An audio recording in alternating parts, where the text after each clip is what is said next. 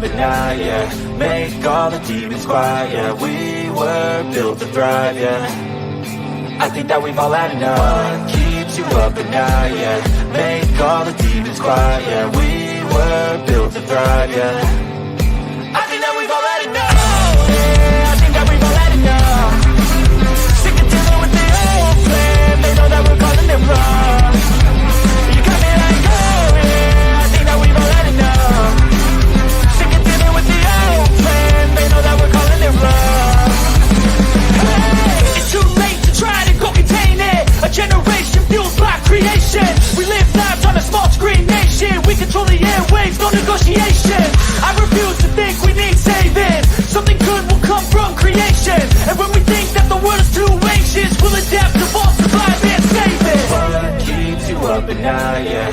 Make all the demons quiet, yeah. We were built to thrive, yeah.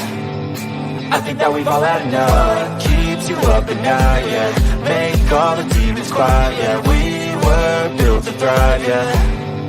I think that we've all had enough. Yeah, I think that we've all had enough. Sick and tired with the old plan. They know that we're calling it wrong. You got me like, oh yeah, I think that we've all had enough. Sick and tired with the old plan. They know that we're calling it wrong. Hey, oh yeah, I think that we've all had enough. Sick and tired with the old plan. They know that we're calling it wrong. You got me like, oh yeah, I think that we've all had enough. Sick and tired with the old plan. They know that we're calling it wrong.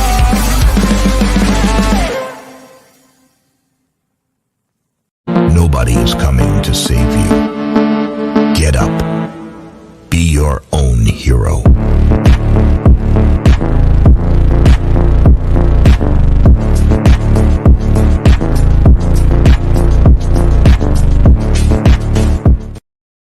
Oh, look at me. I'm retarded. I'm a globe. Good evening, ladies and gentlemen, and welcome to Sovereign Soul Unchained Mind. I should put my green screen back up here in just a second here. Should have done that. I forgot I didn't have it on. It's making glitches that NASA and something Wong will not accept. So we'll fix that to the best that we can. There. There we go. Beam me back in, Scotty. Right on. So, all right. Good evening, ladies and gentlemen. As I said before, we had a fantastic debate on Jeranism. This has got to be like the shortest one ever. I mean, the dude literally went, nope, I'm done. That's okay. And I'm so great that I don't even want to tell people where my channel is because everybody knows me and I'm wonderful and fantastic. And I'm Bob, the science guy. I was thinking somebody could be really creative and make some little bobbleheads of that character. He's perfect for it. But Flatzoid's perspective, Keith, my man, you literally gave this guy a virtual curb stomp as far as any of this was concerned. And before I bring up the debate, I've got a really cool video that my good friend Jehovah's daughter Barbara, lovely as she is, sent me this little short 6-minute video. We'll watch a little bit of it. It's pretty good. This is out there by who was it? Woo Rider DG. I'm going to put the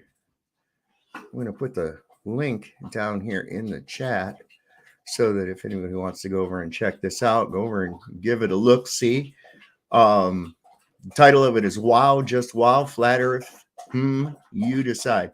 I'm going to subscribe to him, and I'm going to give him a thumbs up on this. Everybody, this should get a lot more likes. This is he makes some pretty good points in this. So I'm going to bring this up real quick and go over there. And this apparently I don't know how old the channel is, but he's only got 302 subscribers. So let's get some people over there and subscribe to Woo Riders DG and let's check out his video real quick, and then we'll get on with the debate. Sound good, guys? I knew you all would agree. Before we go on, let me just give a shout out to the people that are here so far.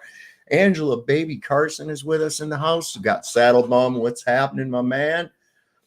RPB 68. We got, of course, Jehovah's lovely daughter Barbara is with us. Jeff Gashead, Shifty Eyed Shady.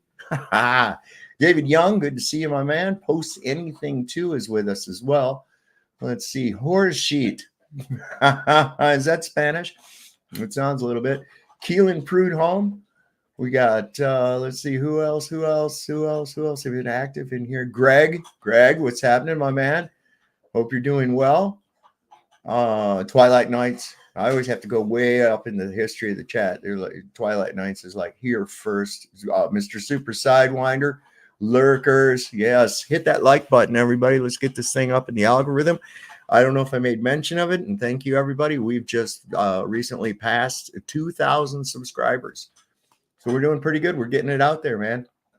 And I want to thank everybody that comes here and watches my nonsense, if you want to call it that. But we have a good time here, man. One of the best chats I've been told. We've got some really good people in this.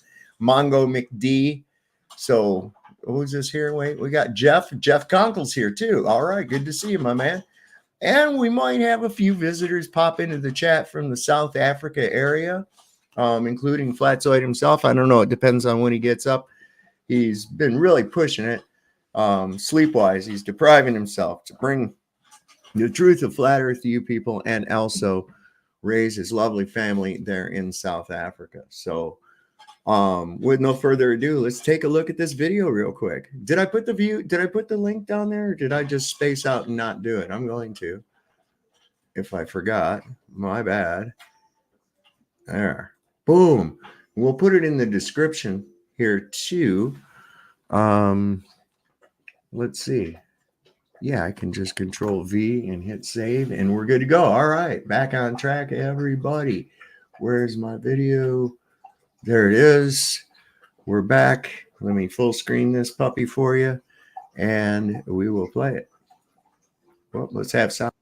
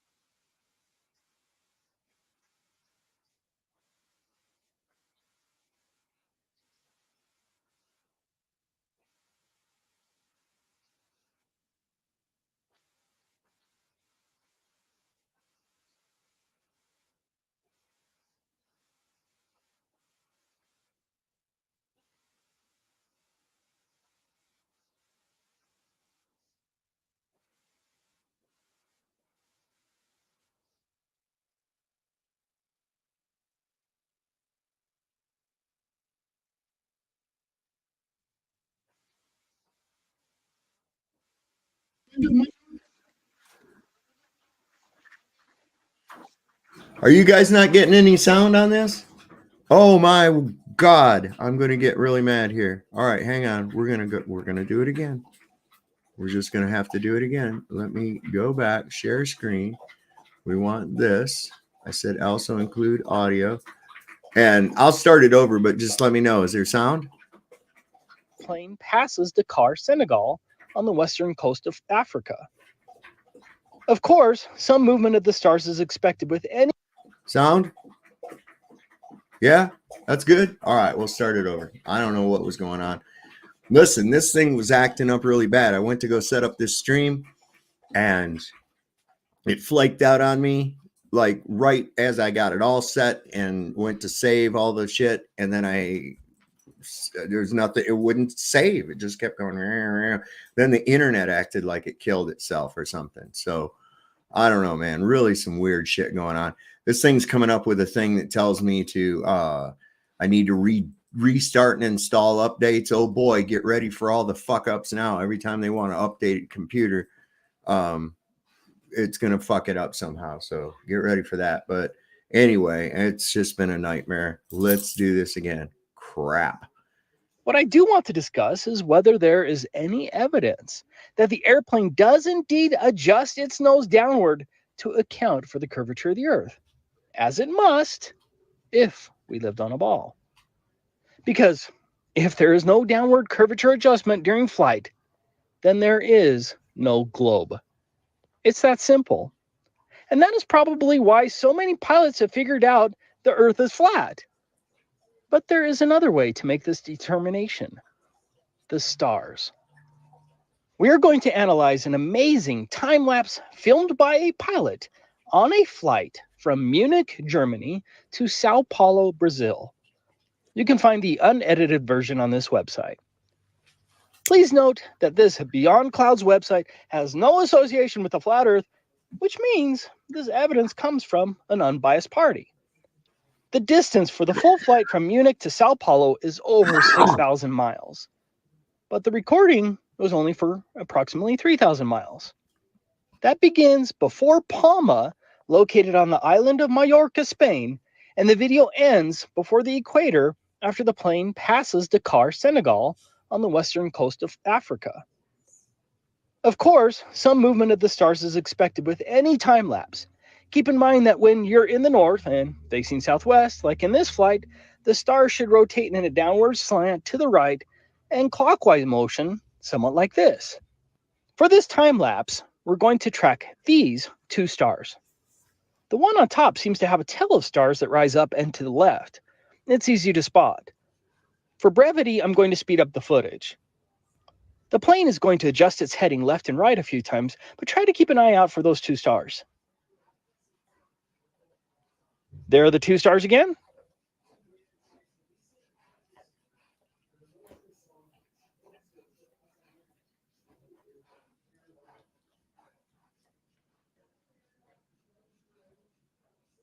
Here they are over on the right side.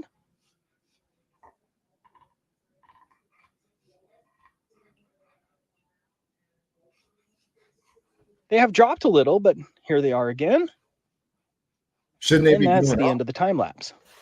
This is the beginning position of the stars. Approximately 3,000 miles later, here is the ending position. As expected, the star slightly rotated clockwise and dropped slightly. You can even see how the star on top with the tail looks a little bigger and has rotated clockwise.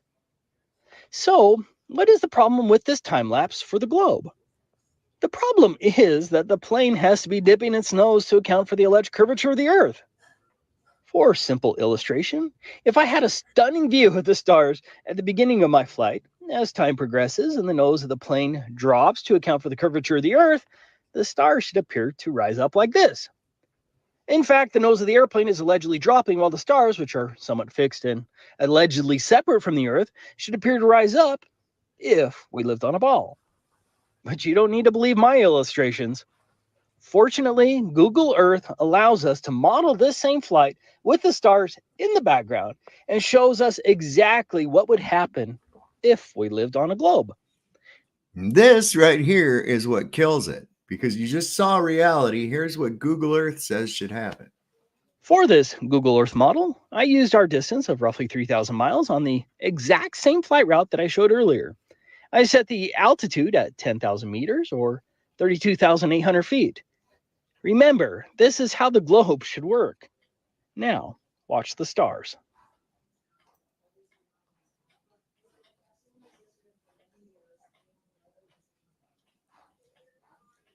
Ruh-roh, Shaggy.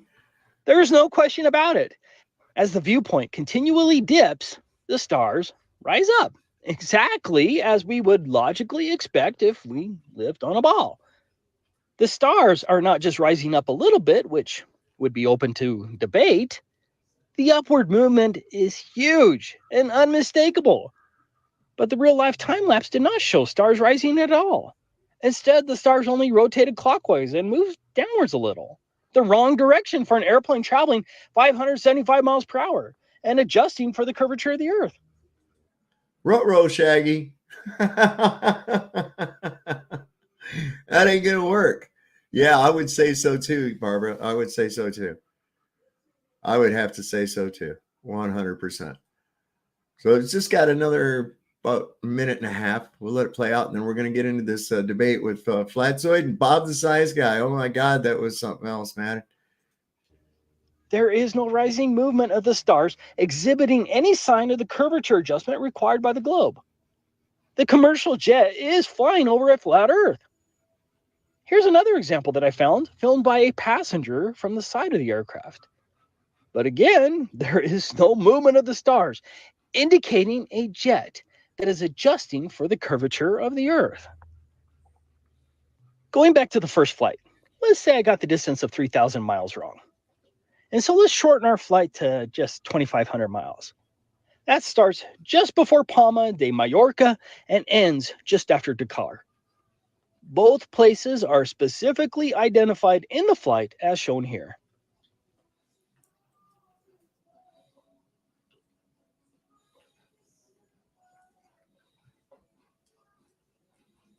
The globe still fails reality. Even at a shorter distance, under the globe simulation, the stars substantially rise as the viewpoint adjusts for the curvature of the Earth. If the Earth were a globe, then all aircraft maintaining level flight must adjust downward for the curvature of the Earth. The pilot's time lapse of the stars showed us that this downward curvature adjustment does not happen. Therefore, the Earth is not a globe. Thank you for watching.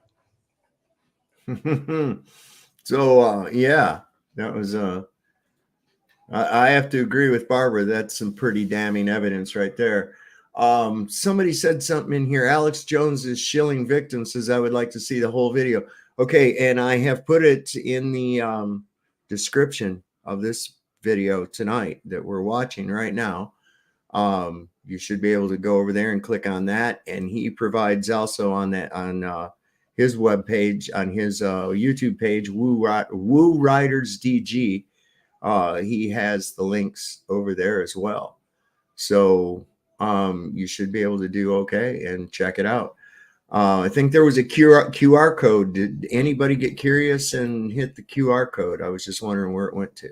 I don't know. I wasn't able to tell. I didn't do it myself. Maybe I'll do it later. But anyway, we were into, I think I'm going to bookmark that. I think I downloaded it too, didn't I? I don't know. In case I didn't, I'm going to bookmark it. Okay, so we're going to go to the debate that was on Jeranism. And I'll tell you what was funny, man. It was wild to watch poor Bob. Oh, wait, that's us. Hold on a second. I got the wrong one. Hey, Roger, what's going on, brother? So let's see. We want not video details. Where the hell is it? Debate is an X. That's the one we want. Oh, there it is. Okay. Now we got something. That's the one we want. So what's going on with you tonight, Roger? Oh, not much. It's been a busy day for you guys, huh? Oh, yeah. I was ready for this thing. And I had to go over and fix a door for Lisa. Lisa Tattersall. She shows up in the chat quite often. She watches the show. She called me up and asked me. She didn't know how to. She has a keyless chuck on this drill, right? And she didn't know how to get the drill out. She goes, "Well, how do you get it out?" And I just took a. Oh, is that all there is to it? Yeah, I get it. Yeah, I can dig it though. You know, if that's all you've ever known. And yeah. So. Did you have to open a jar? No. My alias is Chuck. Is your alias is Chuck? All right. Is it So ground Chuck? Ground Chuck. Only when he camps. Then he's on the ground. He's ground Chuck. All right. How Well, much ground could a ground Chuck? Yeah, how much ground could a ground Chuck? A ground Chuck. Right. Okay. All right. So let's get in. Let's get into this. This was pretty good. I mean, this was. Did either of you watched it? Did you watch it as it happened in real time? Oh, I did. I was there. Partially. Oh my God, this poor guy. He should just call himself Bob because he certainly didn't bring any science. But anyway, let's Oh, we've been dealing These with Bob people that forever, man. they call themselves, these people that call themselves a science, what is it? A science explainer or a science communicator. It's kind of like you're unemployed then, right? Okay. You know, Saab, it's almost like a science apologist. Yeah, I would. That's a way good term for it. Yeah, science apologist. Yes. And it's getting worse and worse all the time with these people. I mean, they're just really getting bad. This guy, he was ready to throw in the towel, not even shit, wasn't even into it. But anyway, let's get started with it. Yeah, glad to have appreciate the platform, and that's glad Bob could make it. Awesome. Well, thank you very much for having me, Jaron. Always glad to have a chat with somebody. Good. You can tell everybody real quick who you are, or where they can find you, all that fun stuff. Oh, I'm Bob the Science Guy. I'm from Michigan. I am a YouTube creator that's been dealing with science denial and conspiracy theories for about 5 years. I'm a science communicator, and I have channels here on YouTube for Bob the Science Guy, for Shamrock Banks Observatory. Is that one of y'all's mics making that noise? Not mine. No, you're muted. I think your mic keeps scraping up against something or whatever, Roger. So I'll mute you. You can unmute yourself if you need to talk or something, okay? It's the Wi-Fi here, I think. Yeah. Okay, either way. My backyard observatory where I do comet and asteroid research. I also have a slide rule and mathematics channel that deal with my favorite little thing, which is slide rules. And I'm over on TikTok recently under Bob the Science Guy. And over there, I do a lot of science education. All right. Thank you very much. And we've got Flatwood. Go ahead and tell them where they can find you and who you are and all that fun stuff. Hey guys, yeah, I'm Flatwood's Perspective. A Flat Earther, obviously, been doing YouTube for the last 7 years about. I do have a TikTok, Instagram, and Twitter if you need to look me up. I'm just going to have some fun, and everybody knows me. I like to debate, so it's going to be fun to see what we're going to get up to with what shenanigans and contradictions the globe has to offer for us. All righty. See who goes first with the intro. We'll go ahead and do a coin toss. Let me get that on there. I'm going to defer to Flatside requested this debate, so I'll be happy to defer to him. He can go ahead and give his spiel at first, but I have 1 hour. You okay with that, Flatside? You want to go first? Yeah, that's fine. Okay, we won't even do a coin toss. All right, Flatside's going first. You got a minute to do an intro, and then we'll get started. We'll give his minute, and then we'll get started with the 30-minute clock. So go ahead. When you start your intro, we will start the clock. Okay, cool. Yeah, I don't need to share screen though, because it's just based on the intro. Is we're talking about Coriolis, and we're going to be talking about flight dynamics. So the point is, we do not observe any plane deviation to present the presentation that Earth rotates underneath the plane. So we have no Coriolis effect deviation observed. So there is an issue there, and we do not have to account for anything as if curvature when the plane is flying anywhere over the plane. The fact that planes work and show they fly a level flight and have their gyro set on the runway in a rigid frame reference of horizontal, and when they land they still have that same horizontal no matter where they go, it shows the point that they had never ever flown over a curve or had to account for any movement of the ground beneath them. Thanks. Excellent. Thank you. And Bob, same thing. We'll start your minute when you start talking. Okay, well, I'm an actual trained pilot and fly airplanes. And quite frankly, I know how they work. I also know quite a bit about celestial and ground navigation. And I'm just going to let the facts speak for themselves today. And that's all I have to say. All right. This really isn't, this isn't a subject of debate. This is a subject of education. Well, thank you so much for that. And both clocks will be set at 30 minutes. Flatsoid, you can begin. You both have 2 buzzers you can use if you want to take control. Otherwise, I'll go on mute. Okay, thank you. Flatsoid, you can go as long as you need. Awesome. Yeah, so thanks, Bob. You heard what I had to say in the first minute. Would you be able to, let's maybe first address the curvature part. Why aren't we able to observe anything that situates us flying over geometric spheroid? Why on earth don't you think that curvature is taken into account? How do we navigate over this over the Earth? This right here. Well, you really opened yourself up, Bob. Holy shit. When every flight manual even says you treat the Earth as a stationary, non-rotating plane. Come on. With a plane, you Yep. navigate over a stationary, rigid plane. Well, that's your claim. However, we actually fly over great circle distances and via great circle courses. There is no such thing as a great circle on a flat plane. That's only found on the surface of a sphere. So can you show us flying great circle distances in a vertical, please? What do you mean in a vertical? Because you need to fly over a sphere, you're flying over a vertical. Your altitude, keeping the same altitude, means that you're going to have to either drop your nose to keep up with that rigid horizontal of the gyro, or it's just magic and it's not curving.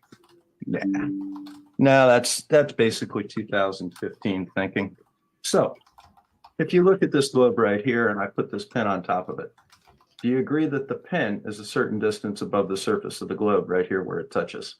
Okay. Does it change? Has it changed anywhere? Still the same distance above the surface? Yes, because you're claiming that the fucking level is some tangent point. Tangent point is not a line. Level is a line. Level is not. Listen, parallel lines, okay? Are arcs parallel to one another? No, they're concentric. So do airplanes fly with concentricity to the Earth? No, that's fucking stupid. I mean, think about it.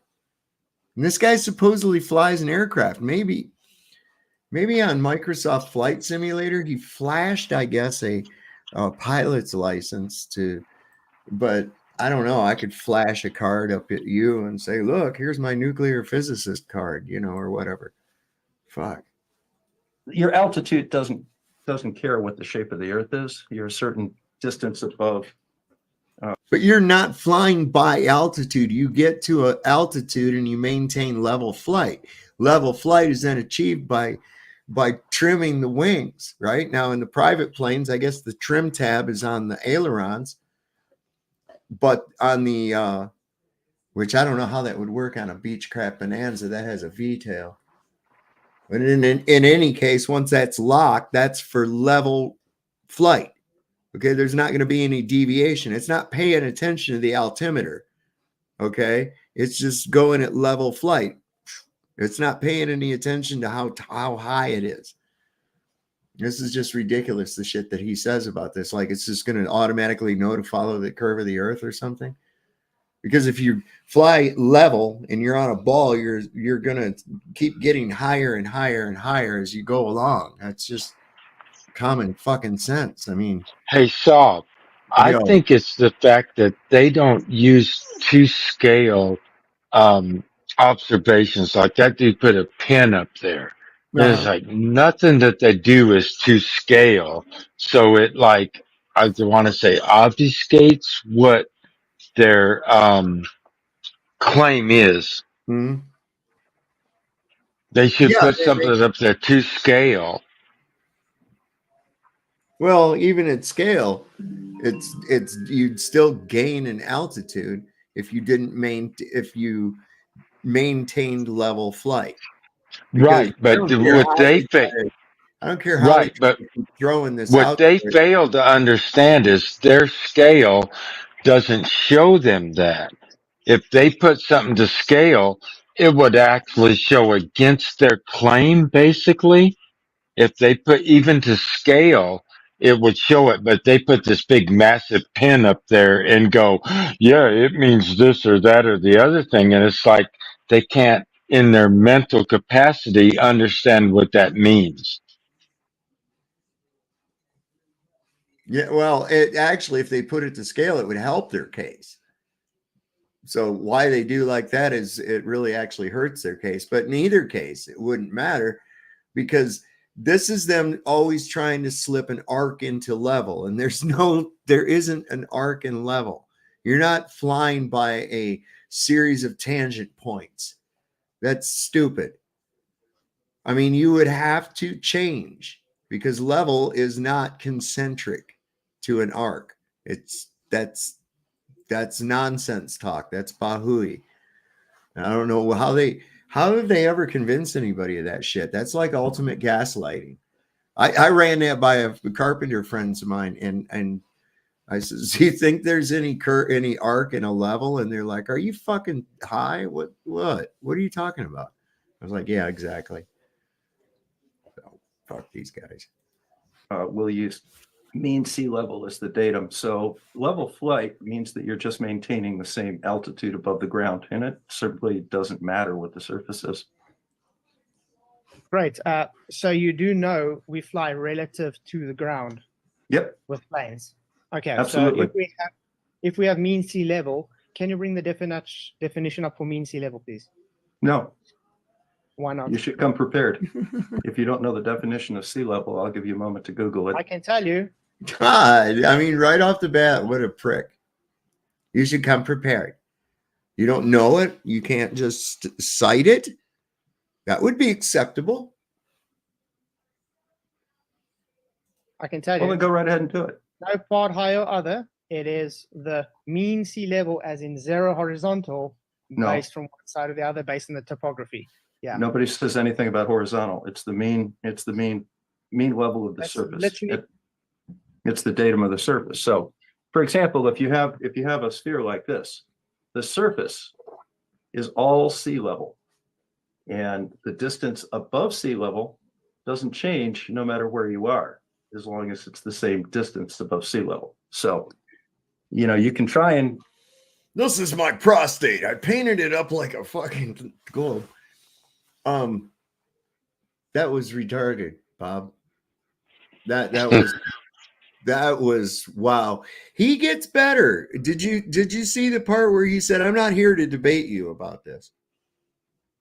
And I'm like, Jaron about fucking starts cracking up, and I'm like, it's literally the name of the show, man. What the fuck do you mean you're not here to debate him about it? I mean, you'll see it. You crack me up, Sob. You go, "This is my prostate. Place finger here." I painted it up like a globe, and I like to put my pen on it. You claim that that's horizontal to go along with your belief system. However, that's just simply not the case. Out, 5 feet above the ground, all over the curved surface of the earth is all level because it's the same distance above the ground. How is a curve level? Level is a line. Okay. Level is a line. You don't ever use what? That is the dumbest shit. What gaslighting witchcraft is that? I mean, God. And again, by ground, I mean sea level or whatever datum you're using. Okay, great. So when the plane is on a runway and we get to the plane moving and we're spinning the gyro up, it sets a horizontal reference datum, correct? Yeah, there's your altitude indicator is run off of a gyro, yes. So when you're on the runway, it's sitting still. Not altitude, attitude indicator. I'm sorry, I think I misspoke. Yeah, the attitude. And we've set the horizontal datum so we know always where the horizon is in our flight. Great. Well, we know what horizontal is in our flight, yes. So do you have the same horizontal on every latitude on a globe? Yep. How is that possible? If I'm taking off, let's say, in the North Pole and I fly to the equator, it's not the same horizontal, is it? Yeah, the horizontal. And that's exactly right. Here's horizontal on the top of the ball, right? Right here. You fly around to the equator. Now you're actually vertical by perspective of the guy at the top of the ball, but horizontal here. So how did that happen? How did that happen? How did the gyroscope keep adjusting for that to where it ends up from horizontal to relatively vertical from its set rigid condition? Bob's going to claim Coriolis. He's going to claim a lot of shit, and this was great too, because when he was muted and he didn't realize it, because that's part of the fucking thing. You could tell he was getting really frustrated because he couldn't just jump in and be condescending fucking prick while Flatzoid was talking. And that's the thing. We took that tool away from these dicks. We took that tool, that strategic tool, away from these dicks. They can't jump in, ruin your train of thought, and that's beautiful. That's beautiful. Horizontal from your point on the pole versus the horizontal on the point on the equator, they're level. They're not on the same. They're not on the same plane. They're 90 degrees to each other. So not the same horizontal then. No. Okay, I'll go with that. Great. So when we have a rigid space datum when we take off, why don't we account for dropping when we're flying over your ball? Where are we dropping? We supposed to be deviating from that horizontal that we set. It's a rigid plane. No, we're maintaining a certain level above the ground. Now, there are devices on the attitude indicator called pendulous vanes. And using the pendulous vanes and the vector of gravity, it does keep that so that it's horizontal to the ground. Actually, it uses INS, which is That's an INS. That's not an attitude indicator. That's INS. INS uses for the correction of magnetic. No, that's not what an INS does. An INS consists of 3 sets of gyroscopes set at 90 degrees to each other that look at a coordinate system on the Earth. So one way that you can easily look at that is if you take a box. I think I have a box handy real quick. Just double check. No, I don't see one. I'm going to use a box, a flat box. Well, here, we'll use this. So here's a box. Now this box has got a coordinate system in it. It's got a height, it's got a width, and it's got a length. So you can set up XYZ coordinates on this box.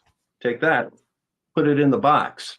You can describe every point on the surface of this in those XYZ coordinate system. And what an INS does is it takes 3 sets of gyros and it spins up on the ground, and then it keeps track of your position in that 3-dimensional space. And then it coordinates that with the surface geode of the Earth, the WSG 84. So that will tell you where you are at all times. It uses magnetic. It doesn't use WGS. It uses magnetic north. No. But anyway, you just literally making my point now that it's using the 90 degrees in 3 different axes. Okay, so it's using rigid Just space. like your ear does. You know your vertical, you know your horizontal, you know your plane. You're flying over a plane. Why is You know it your position in that- 3-dimensional space. It doesn't have Why- anything to do with the orientation of the Earth.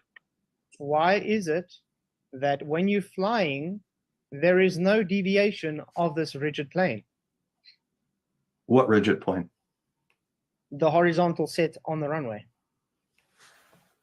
No, You got the gyroscope, as admitted, going, spinning on the runway. That sets its frame.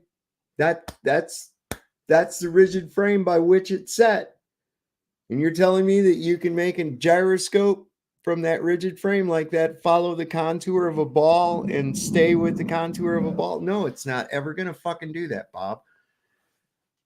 Never, ever, ever. you're talking about 2 different things. All right. I was talking about attitude indicator. You're now talking about an INS versus an IRS. The INS is doing the correction based on. No, an INS is simply determining its position in 3-dimensional space.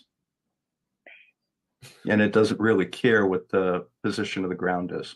It just tells you that I'm at this XYZ coordinate.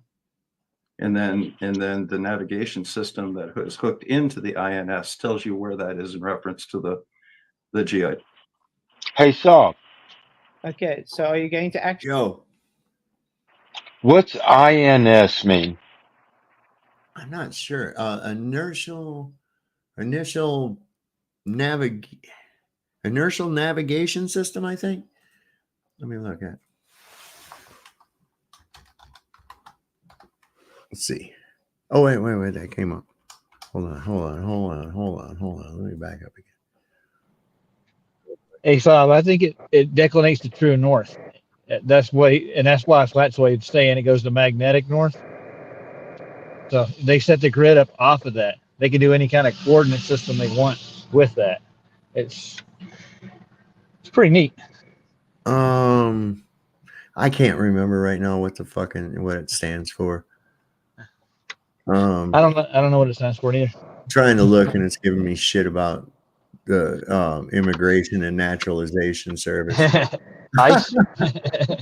INS is, Immigration and Naturalization. I forget what it stands for.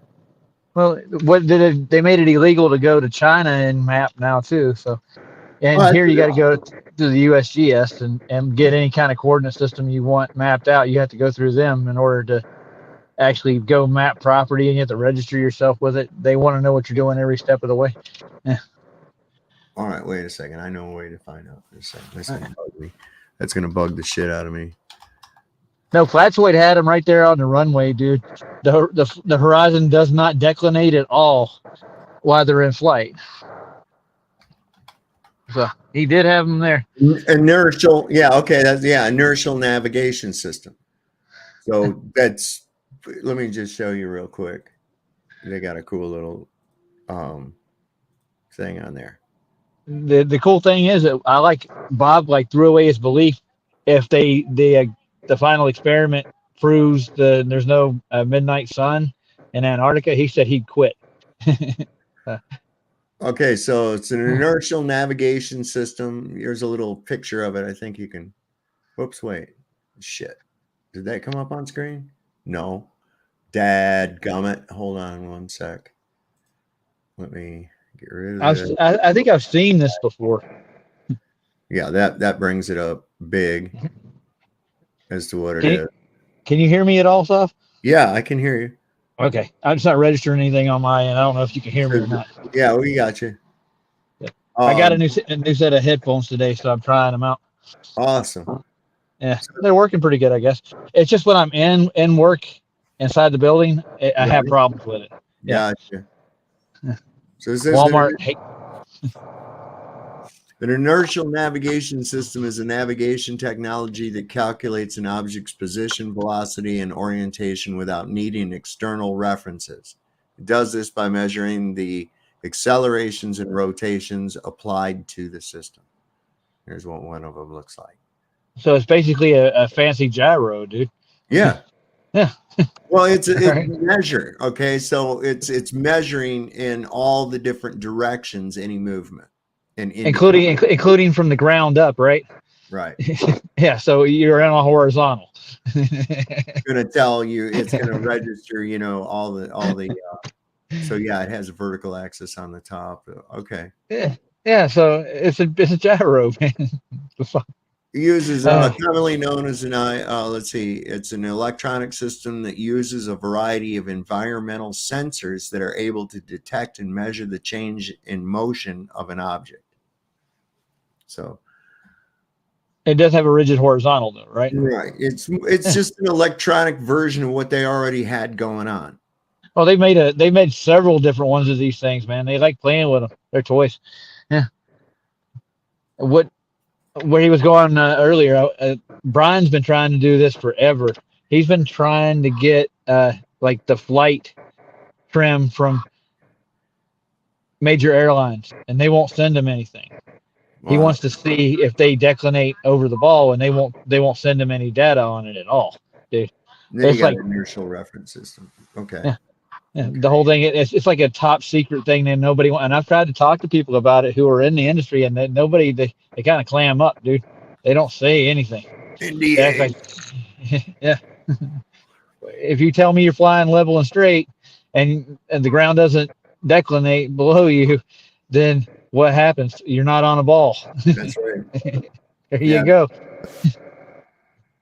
Actually, attempt to answer what I asked about. I did answer what you talked about. Why is it? No, I'm asking very specific. Mm-hmm. If you're taking off, you've got your horizontal set. Okay, let's say we're flying from the North Pole. We've got the horizontal set. That's fine. Why is it no matter where you're flying, that horizontal does never change. You're never dipping your nose down to keep up with the curve because the horizontal. Why would you always dip your nose down? By the time you get to the equator, you would be either being flying vertical or you'd be in space. Well, that's just basically a total misunderstanding of how aircraft fly. It's not. Aircraft fly over the surface of the Earth. They don't care what the shape of the Earth is. They just maintain a set altitude when you're flying straight and level. Straight and level means you're maintaining the same altitude above the, in this case, means sea level, and you're not deviating to the left or the right. That's a curved path. There's no curved path, it's horizontals. How do you have a curved path? No, it's a curved path. No, if you fly horizontal, can't be a curved path. No, it's level. Yeah, a line is not a curve, Bob. I don't know where you get this dumb shit from. Yeah. What now? What? Okay. What were you saying? Nothing. Nothing. I thought somebody said something. Anyway. It wasn't me. surface of the Earth. So for example, again, here's your Earth. Here's your set distance above the Earth. As you go around the Earth, you notice that the distance to the top of that pen, the outside of the pen doesn't change. It's just maintaining a set level above the ground. It doesn't really care what the ground looks like. Okay, I'm gonna. Doesn't care if there's mountains or canyons or seas or whatever. It just flies at the same altitude relative to mean sea level. Yeah, you're still not actually. Well, that's the answer you're getting. Good. So, okay. If you want to try and move. Well, that's the answer you're getting. It wasn't Yeah. what you were beginning. It's not even what you were fucking asked about. Yeah, well, like real surveyors go around the world and go to different datum points, and they set this level across it, and it doesn't drop over thousands and thousands and thousands of miles ever. That's how they maintain a level, an average over the top of the Earth. That's what they set it by. They didn't curve it. Not all of them are exactly the same, but they're close. They're so close that it doesn't match a globe. It's kind of strange. And the way they map it out, the way they map all this stuff out, they added curvature into the equation, but they used the original equations were rise over run. It's not it's a slope drop to a horizontal. They don't curve. Right. There's I'm sorry. This whole gaslighting about curves being lines. Stop. Well, I think this argument's been going on for quite some time, from what I can tell. And even in the 1800s, they were trying to add curvature to it. Yeah. And not successful though. I mean, maybe. I mean, they've got a lot of the people believing this shit. Yeah. I mean, what a masterful deception.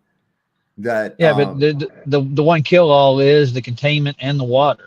It's basically you have to contain water, and when there's no other forces active on water, it stays at a level, and always has been. It's at that zero datum that they're looking at. Yep. That's really the only issue. The issue is that the world is moving. It's water's moving, air pressure's moving, storms are moving. Right now, it's raining here where I'm at. None of it's going to be exactly right on the money every time you look at it. The same with sunrises and sunsets and stuff like that. It changes every time you. Oh, go ahead. My question is, then if you claim that, what is rise over run? Slope. It's a slope from one datum to the next. That's a grade. It's just a grade. It gives you a percentage of a grade or an angle. That's all. And you have to have a 90 to each one of those angles, and they don't shoot off into space, dude. They go from one datum to the next. Run is linear. Rise is linear. Is vertical, right? It's not. There's no curve going on there, and so that just gives you a slope. It's again a triangle. There are no arcs in a triangle, people. The only arc is in the sky itself, and an angle and an arc are both measured in degrees, but an angle is not an arc, and an arc is not an angle. An angle is a line. Okay, an angle is a line. In fact, that line is used to determine the degrees of the arc. So Angles are not arcs, and arcs are not angles. Lines cannot be curved.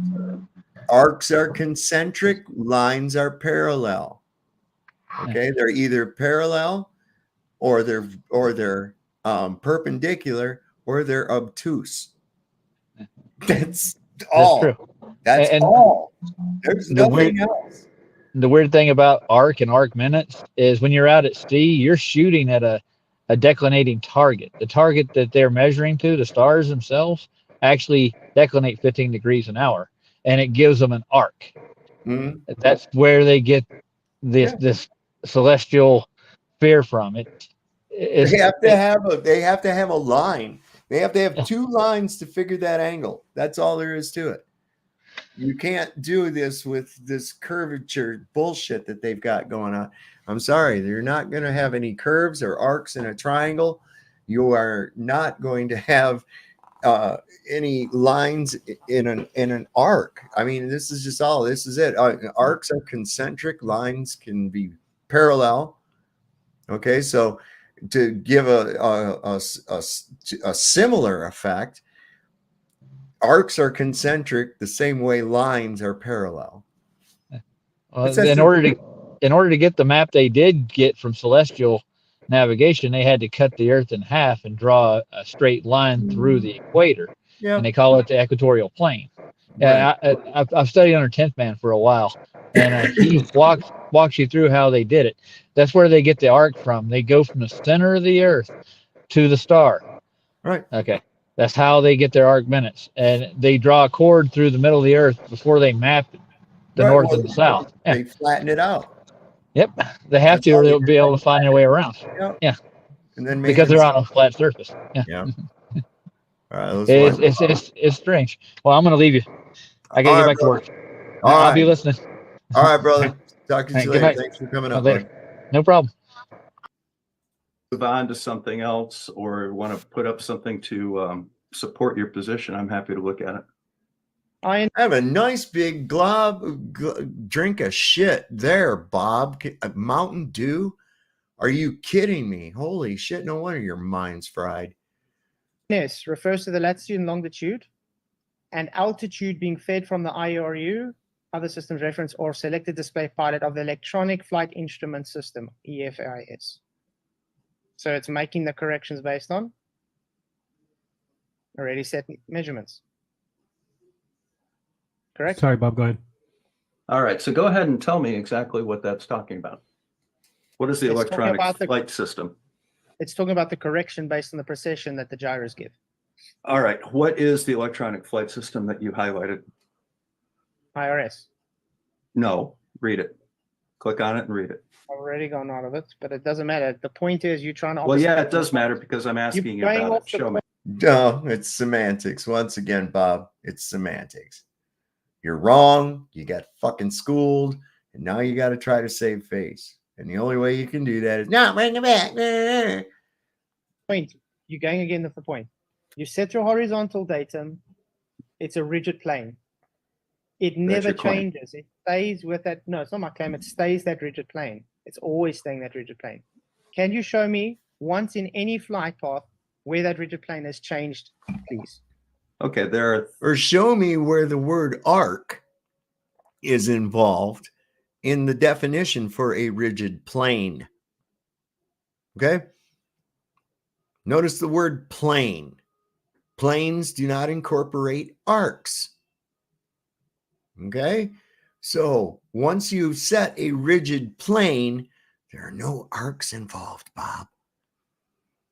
3 axes of the gyrus compass, or the X, Y, and Z, INS gyroscopes. They're set at 90 degrees to each other, just like your vestibular apparatus in your ear. All that does is maintain a situational awareness of what your position in space is. And then the computer takes that and converts it to your position over the ground. So I don't see what the problem in understanding what that is. All the INS does is give you your 3 coordinates. Which is correcting for the precession. Okay, but again, I'm asking you. What is precession? A rigid. What do you know refer what- to by Can precession? we finish one argument at a time? Can you please Well, explain? Where's the mute button, Jaron? You dropped the ball on that shit there for a little bit. You gotta not do that, bro. Notice how that's what these motherfuckers do. As soon as you don't keep them shut the fuck up and let the other guy talk, this is what happens, man. You brought up precession. Tell me what you're referring to. You are overstating from the point, Bob. The point still is the gyro sets a rigid plane, okay? It sets Three the of them. horizon line. So when you're on the runway, it sets that horizon line. That horizon line stays the same right through your flight, no matter where you go. So can you tell me where it has ever shown to show it has deviated to a new horizon line, please? Okay, I'm happy to. Now, I've already discussed the attitude indicator, but you blew right past that because it involved gravity and pendulous vanes, and you understand that that kills your argument. So now you switched over to the INF. Wait, what? No, it doesn't. You just got done saying. Okay, this thing's set up like the vestibular system, and it keeps track of the 3 different axes. Known, or your X, Y, and Z coordinates. Okay, that's all. Doesn't require gravity. Doesn't require gravity. Yes. The INS, again, please pay attention, has 3 gyroscopes in it. They are all set at 90-degree angles to each other. They don't care where they start off. They just need to start off somewhere and understand where they are in relationship to each other. They don't care if they're lined up to the horizon at the runway. They simply need to understand where they are in relationship to each other and become stable at that point, and then they just keep track of everything. So what you do is you put in your exact location and altitude of your airport. You let these things spin up for about 20 minutes without moving the aircraft. And then what happens is when you take off, it keeps track of where you are in reference to those 3 gyroscopes. And that's all there is to it. They don't care about the horizon. Oh, but the attitude indicator sets the horizon. Based on where you are, yeah. Yeah, and that horizon stays along the same horizontal plane, right? Horizontal plane, Bob. From when takeoff to when you So land. what? So what? So it has never changed horizontal then. It stays the same horizontal from point A to point B. Okay, so So it's no got the curve. inputs coming in telling it where it is. So what? So no curve then. That doesn't mean that there's no curve. That doesn't mean anything of the change. kind. If you need to understand how an INS system works, take a course on it. All right. I've never used an INS. I do, of course, know what it is, but that's the way it works. And that's just that. It doesn't care where the horizon was. It just sits down and gives input into the navigation system, and the navigation system tells you where the horizon is. I shouldn't have given INS because you're literally missing the point. The point is the horizon stays at the same horizontal plane from point A to point B. By design, yes. That's There what it's is designed to do. There is no curve detected. The plane doesn't drop the nose down or have to change its pitch to keep up with the Earth curve. It always keeps a flight reverence to that horizontal and vertical. It never changes. Okay, so if I take off from an airport here in Michigan and I fly straight and level, will I end up in space on a curve? Yes. If the Earth is a ball. Yes, if you're not either changing your airspeed or dropping the nose to keep up with the physics. Actually, what would happen is you'd end up at some point climbing to an area where the air was thin and the aircraft would stall. You would keep going into a series of aerial stalls is what would happen. Eventually, you'd get to that point where the air is thin and then the aircraft can't support itself, so it stalls, picks up again, stalls again, picks up again. See, this is just, it would be stair stepping. What the fuck is wrong with this guy? Well, that's not how airplanes work. Sorry about that. That's exactly how airplanes work. They maintain the same height above the ground, the same altitude above the ground, or in some cases, and you know, the instrument pilots out there and and the big iron pilots, I'm sure are happy to correct me on this, but I will say that over 18,000 feet in the United States, you fly at a pressure altitude, not MSL. Yep. So Yeah, pressure altitude, which is based off MSL. But anyway, again, it keeps the same horizontal. You just it told does me not. you don't dip your nose or you do not change your airspeed to be able to drop to keep up with the curve. You're not dropping. You're maintaining the same altitude. It doesn't care what the shape of the Earth is. So it's not flying by altitude, though. Once you've got it at the altitude and you want to just cruise along, all you have to do is set the trim. That's it. You trim the wings, lock the trim, and you remain at that altitude, man. Sure, you'll hit some little air pockets and shit like that, but it's locked. It's not making corrections, Bob, based on an altitude change, because there is no fucking altitude change significant enough. And even though it's going through hitting some air pockets and shit like that, right? It's doing that. It doesn't automatically adjust to, oh, okay, we're going back down. No, it just naturally pops up and back down to where it was. Come on, man. This guy lives in a fantasy. I don't think he actually flies anything other than paper airplanes myself. Flat then, so no curve. No, Correct. not flat. Where's the curve then? It's actually right in front of you at all times. That's why you have a horizon.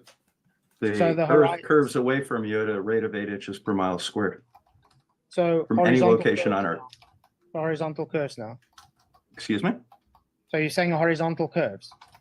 Level curves. Horizontal. Horizontal is 90 degrees to your vertical at any given point. As you change your position, horizontal correspondingly changes because your vertical changes. Okay.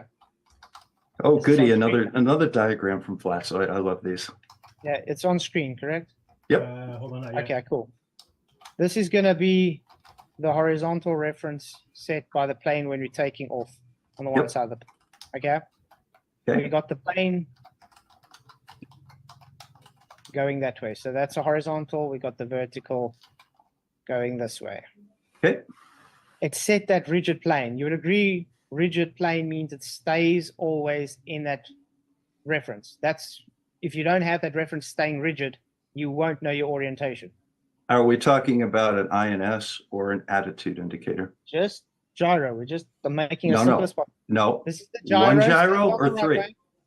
This is all three. They set on the run. You got your vertical, you got your horizontal. Notice even that is based on the 3 dimensions in a box, as you said. So to be a horizontal, okay? Yep. Now, when I fly the plane, and let's say I've gone now to the equator now, it's going to be facing this way, correct? Okay, where's your horizontal at the equator? According to a rigid plane, it should now be there, which would show your vertical now. That's your horizontal at the equator. That's what I asked you. Do you know what a rigid plane means? Is that your horizontal at the equator? Well, it's supposed to be a horizontal set from point. If the horizontal was set up there at the top of the ball, and you're now over at the bottom of the ball, it should still be set at that horizontal. That's what he's showing you. Your horizontal at the equator is perpendicular to horizontal at the north. So how do you compensate for that? You went completely perpendicular to what your gyro was set, Bob. Point A to point B, the same horizontal, no deviation. What do we call that line that you just drew down there by the equator? What's that called? In reference to the... No, in reference to that point on the Earth. So it would now be vertical, correct? Very good, very good. Right. So that would mean if I had to keep it in reference with the flight, let me put the plane how it would show then, according to not dipping down. So you think that if I start at the North Pole and I fly to the equator, I'll be flying straight up. That's the way you look at this, huh? If you follow what we observe, there's no, so you don't physically have a curve now. You think that you think a plane, do you honestly think, Flatsoid, that an airplane flies around the Earth like this? It has an angle of attack of about 2 to 3 Do degrees. you think that it flies around the Earth like this? Well, Come on, nobody Flashlight. thinks. He doesn't think real quick. He doesn't. Only ballers think that dumb shit, Bob. You think that airplanes are going around the Earth like in the old movies? You remember when they used to have the little fucking biplane going around the Earth in those old movies and shit? Right? Come on, that's what you fucking believe. I think it's a ball. So what you're saying is kind of non sequitur. All right. Well, that's his problem. No. Well, that's his problem. No, it's your problem because you're postulating this fucking nonsense, Bob. Come on, bro. Holy shit, bro. You literally just ignoring my argument. You agree with me? Yeah, A I rigid am. plane. You agree I am with because me? your argument is silly. You So agree with I'm me? not giving. Whoa, how is the argument silly when you admit that you set the fucking rigid plane of all three axi on the runway? And what is it doing? It's just going along with this curve. It's come on, man. Giving it any attention because you have a blatant misunderstanding of how an INS works or how navigation works or how flight instruments work. I've tried to explain it to you, but you're too obtuse to hear what I'm saying. It's just as simple as that. You're insulting me because you don't want to just concede a horizontal reference. No. Rigid space stays that way because you can't show me it deviating through flight. Can you show me it deviating? Then you can make the claim. Does it deviate? Yes. Show me it deviating, please. Okay. Well, when you fly, okay, you start off at the North Pole like this. Okay. See, here's the North Pole. Here's my airplane. It's a set height above the ground. When I come over here, that is still level. Dip the nose. No, the nose isn't dipping. It doesn't have anything with where anything. Then how did the fucking plane get perpendicular to its original fucking set inertial frame? Wait a minute. Hold on a second. How is vertical horizontal? To do with where the nose is. It simply follows the curve around because this direction is down no matter where you are on the globe. Yeah. And as a result of that, two things happen. One, this aircraft does not have an INS. This aircraft has an attitude indicator. And the attitude indicator takes the vector of gravity in pendulous vanes and corrects for that. No, it doesn't. And INS just no, knows it that does not. No, it does not take into account gravity or anything. You trying to tell me that those fucking aircraft they didn't have a fucking gyroscope on it in the instrumentation? Shut the fuck up, Bob. I know better. It's just a B-25, bro. Point in space, and now it's at that point in space. That's all the INS knows. Okay. Do planes have flight logs? Yes. Are they able to tell you what altitude you flew, for how long, what angle of attack you flew? We don't. That's not what's in a flight log. What's in a flight log? I'm just saying, do you have logs on? Do you just have logs, information, data on a black box? What we log is our origin and destination airports, the type of aircraft, and our flight hours and the conditions of the flight, whether it's instrument or non-instrument. Great. And if they have a black box, are they able to know if something goes wrong with the plane? Yes. Okay, so would it be able to pick up a change off of that horizontal that was set on the runway? It'll know exactly where it is in three-dimensional space, yes. And because it was set as a rigid horizontal, you seem to not grasp the idea. I'm still talking, and it never changes. Why would you claim then it does change if you literally just said it doesn't change? All right. So once again, and this is the last time that I'm going to try and explain this to you because I'm really doing you a favor, Flatzoid. This is the last time. Now listen up, young man. I'm not going to address it again. The INS has a series of 3 planes of reference with X, 3 Y, and gyroscopes. Z. Actually, I think there's 6. But what they do is they tell you the XYZ coordinate of the aircraft, and they compare that to the WSG 84 geoid of the spherical Earth, and it will tell you where you are in reference to the surface of that geoid. And that's that. Simple as that. It doesn't care. It doesn't care where the horizon is. It doesn't care where it started versus where it ended up, where the horizon is. It just gives you the 3-dimensional space. What about when they're not using the INS system, Bob? What about when they're using just a fucking gyroscopic instrumentation, Bob? Huh? Got anything for that? Nope. So Do you know what that's that. rigid? Do you know what rigid means? Yes, do you? Yes, that's what I'm asking you because you seem to not understand what rigid means. So No, can I you understand that explain the to 3 everybody- gyro compasses change. I understand that the 3 gyro compasses measure the XYZ axis. That doesn't change. That does not So change it doesn't throughout change the then. surface of the spherical Earth. So it doesn't change then. It keeps that same rigid plane right through from when And you it take just off to takes land. it just takes into account where it is over the surface of the spherical Earth. Now, So I've had what enough of happens when I- this. I've so had what enough happens of when I this, and I'm fly- not going to address any further questions on gyro compasses. All right. I've had enough of this. You will cease and desist immediately because I am used to bossing people around and making them do as I wish. And fuck you, Bob. I'd smack your fat ass face, man. Or the INS system.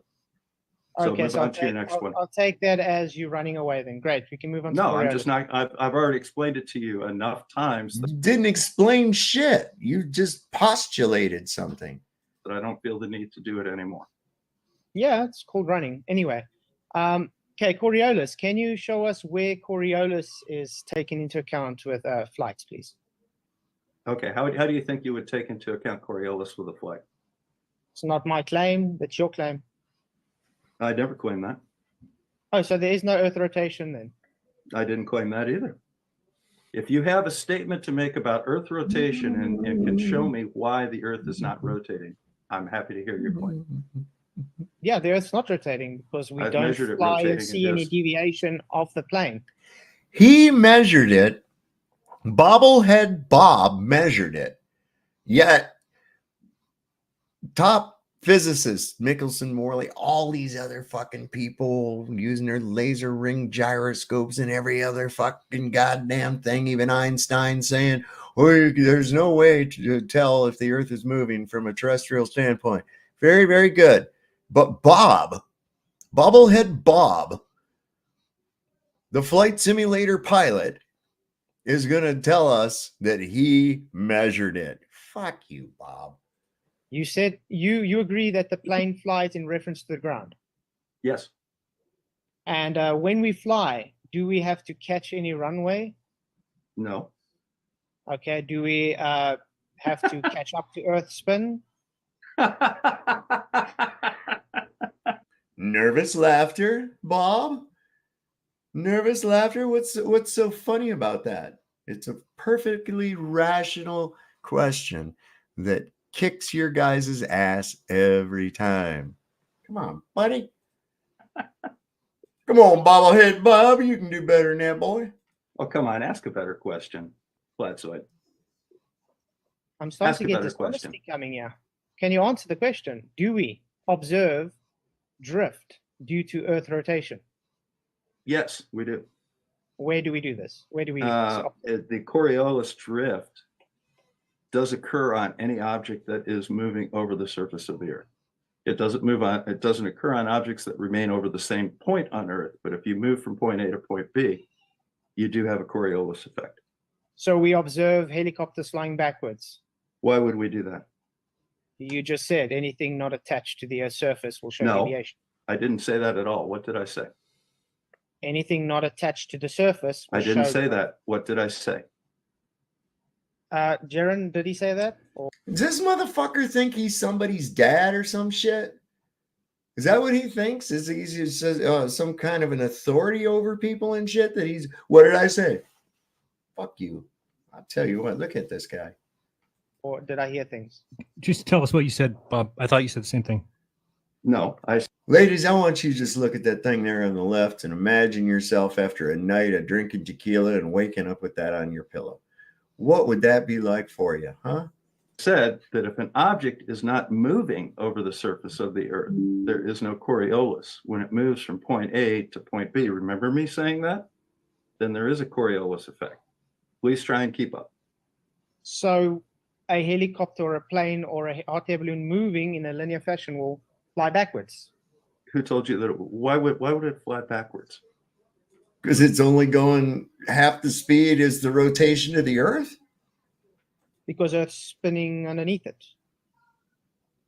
You think the Earth is spinning underneath an aircraft in flight and it would fly backwards. What is it? Pause until everybody lands? What the fuck? Because of it. That's your claim. Okay. How is the Earth spinning under an aircraft? Oh, it's not my claim. I'm not saying it is. You Well, yeah, it claim is, because you just said you understand that my claim is that an aircraft would move backwards because the Earth was spinning under it. How on earth would that even work? Okay, let's put it this way. If I take a plane and fly 500 I'll tell you what, you make your claim you just about what you think Coriolis is going to do. I'll still make my statement. Go ahead. When you take an airplane and you're flying 500 miles an hour at the equator, and you're flying opposite to the rotation, are you going to be flying minus 500 miles an hour? From what reference point? The plane's in the non-inertial, remember? You think so? Yeah, it's What's in the a linear non-inertial movement. reference frame? The non-inertial reference frame is the observed deviation. So the movement of the plane what's would be a the non-inertial reference while frame? we are on the inertial reference plane would be the movement of Earth, which you see an apparent deviation. So to us, it will be looking like the plane is flying backwards. Okay, well, first of all, you don't seem to understand the difference between inertial and non-inertial reference frames, and I don't have time to teach you right now. Aircraft fly in reference to the surface of the ground. All right, so an aircraft that is flying at 500 miles an hour is going 500 miles an hour over the ground, like this. Its speed is not being judged from the moon, where you have the Earth's rotation, and then you have the airplane flying with it. Oh my God. It's in reference to the ground. So let's start over again from that. So when you have an aircraft that is flying at 500 miles an hour, that's the speed over the ground. It doesn't care if it's going north, south, east, or west. In 1 hour, it will be 500 miles from where it is, from where it started. And the entire system, of course, is rotating because the Earth is rotating, as is Uh-oh, here we go with the Velcro air. Careful now. demonstrated elsewhere. Cool. So fighting for not Coriolis then. Excuse me? So fighting for not Coriolis. We don't observe it, so therefore not Coriolis. We do so observe therefore it. you can't claim. You just said you We don't. most Make up your mind, Bob. Bubblehead Bob. definitely do. You literally just said you don't observe it. No, I said that aircraft fly in relationship to the ground. We're not looking at it from a disinterested third party like the moon, where we're looking at the rotation and the aircraft as two separate things. We're looking at the rotating Earth and the rotating aircraft, and the aircraft is flying in relationship to the ground underneath it. So no Coriolis observed. How did you come up with that? You just said we can't observe it, so therefore no. I didn't say Coriolis we can't observed. observe it. We observe Coriolis all the time. Where? Okay, well, is it my turn to present or not? Sure. Is his 30 minutes up? No, but the clock's been counting the whole time. You can. I don't know. I don't see it.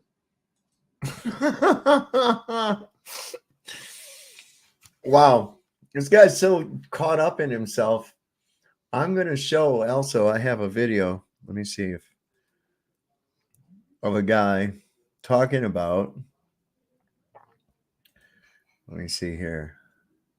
Oh, wait, I know a better way to find it. Anyway, I'll find it when I'm. Oh, wait. Here we go. Yeah, I got a guy here. I'll cue it up. After this guy gets done talking, we're going to watch this video I've got about the railgun. A little short video. Blows everything this fucking clown says out of the water. Is my screen not shared? It's showing. Yeah. What's It's he 17 got? minutes left. You should be able to see my screen. He's at Oh, 20. wait a minute. Why do you have 17 and 20? What's that in reference That's to? the 30-minute clock that's been counting down when you're talking. Okay. Well, I'm not going to talk Jesus anymore. Let's Christ. let Flatso get caught up. Okay, I'm going to Because I say haven't this even again. presented anything yet. Well, you can present I've if you just want. been dealing with his silliness. Okay. You didn't know there was a clock on this fucking thing? Are you not paying attention to anything at all? Bobblehead Bob. Jesus Christ. Before he presents, can I just quickly educate the guy that's telling me I don't know what's going on? Coriolis works on a 2 reference frame system, an inertial and a non-inertial reference frame. We would be standing on the ground in the non-inertial reference frame, observing the plane have an apparent deviation in the inertial reference frame when taking flight. That means we would see the plane have a deviation. It would either fly sideways or backwards or whatever. We don't see this, which Bob literally just said, yeah, we don't see it. So therefore, no deviation, no observed Coriolis, no Earth spin. Instead of telling me I'm ignorant and showing you are contradicting yourself, can you show me where we observe Coriolis? Yep. Mm-hmm.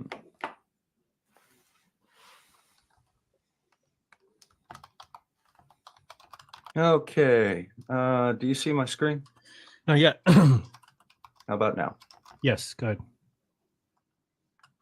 Okay. It says here that I'm screen sharing. Is that correct? Correct. You're good. Okay, great. Now, all right, I've had about enough of this. So first of all, let's correct a basic misunderstanding. The Earth is a non-inertial reference frame. Why do you need an inertial and a non-inertial reference frame to look at Coriolis? You need an inertial reference frame to see that the non-inertial reference frame is actually rotating. So for example, you can't tell that a car is moving down the highway unless you can get something that isn't moving to be able to observe it going down the highway. Now, this is the United States Navy, which is an authority. I know, right? Look, yeah, you're right. Hello, baby. Exactly. Good to see you, dear. That's funny as shit. Okay, sorry, Dad. I'm getting about tired of this. Okay. I'm gonna put my foot down. You're grounded, Flatsoid. This is the firing table for a 16-inch naval rifle off of an Iowa-class battleship. Right here. Okay, first of all, the very first thing in the circular is adjustments for curvature of Earth. Period. The Earth curves. I've measured it. Okay. The U.S. Navy does require a curvature correction for its naval rifles. Now, right here is page 2 of that same document. And if you look right down here, these are the figures for various ranges of a 16-inch naval gun. And if you look right down here at the bottom, what's this? Can we read this together? Effects in yards of range due to the rotation of the Earth. So yes, indeed, artillery does take into account 2 of the factors. One is curvature of the Earth. The other is rotation of the Earth. Now, next. I wish that wasn't right there. How much does the Coriolis affect? All right, so let's go ahead and look at a. Just real quick, Bob. We're gonna bring up somebody that actually knows what the fuck they even talking about. How about that one time? Let's take a look at this.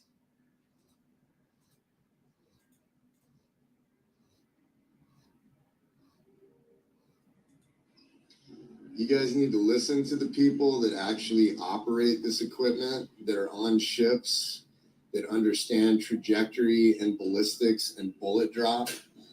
Also a correction, the tungsten projectile that is fired from a railgun weighs 3/4 of a pound. 3/4 of a pound and travels 17,000 feet per second.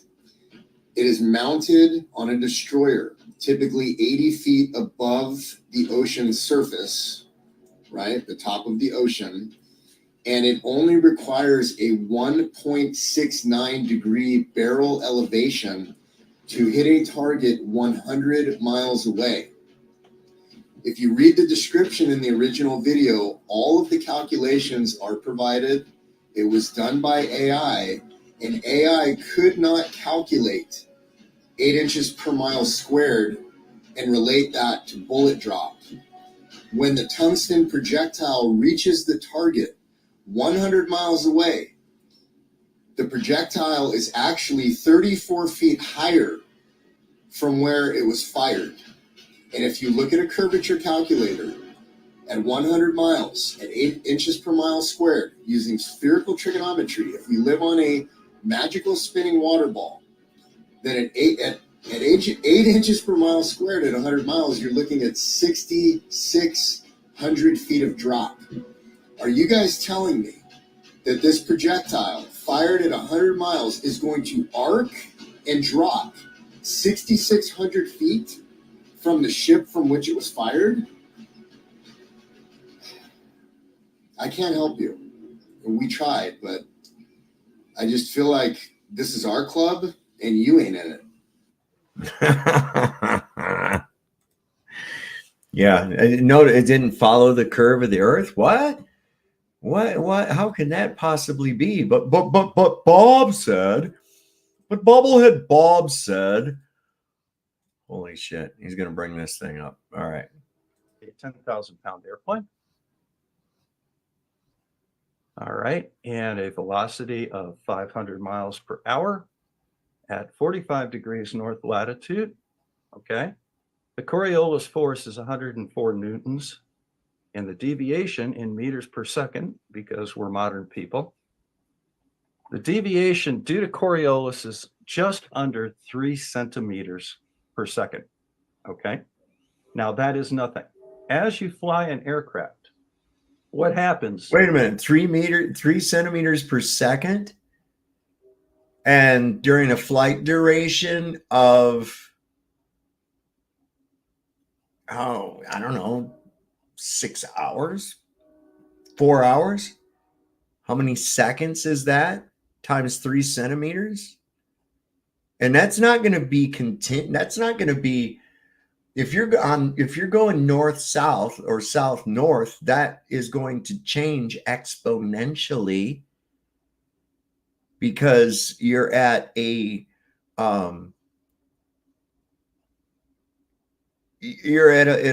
lesser diameter of the rotation. So the speed, even though the RPMs or whatever stays the same, the speed is going to change exponentially. So this effect would keep changing as you go. These guys, they get like to a point in their thinking, and then it just stops. In the northern hemisphere is that you take off and say we're going south to north. Coriolis will cause that aircraft to drift very slightly towards the right.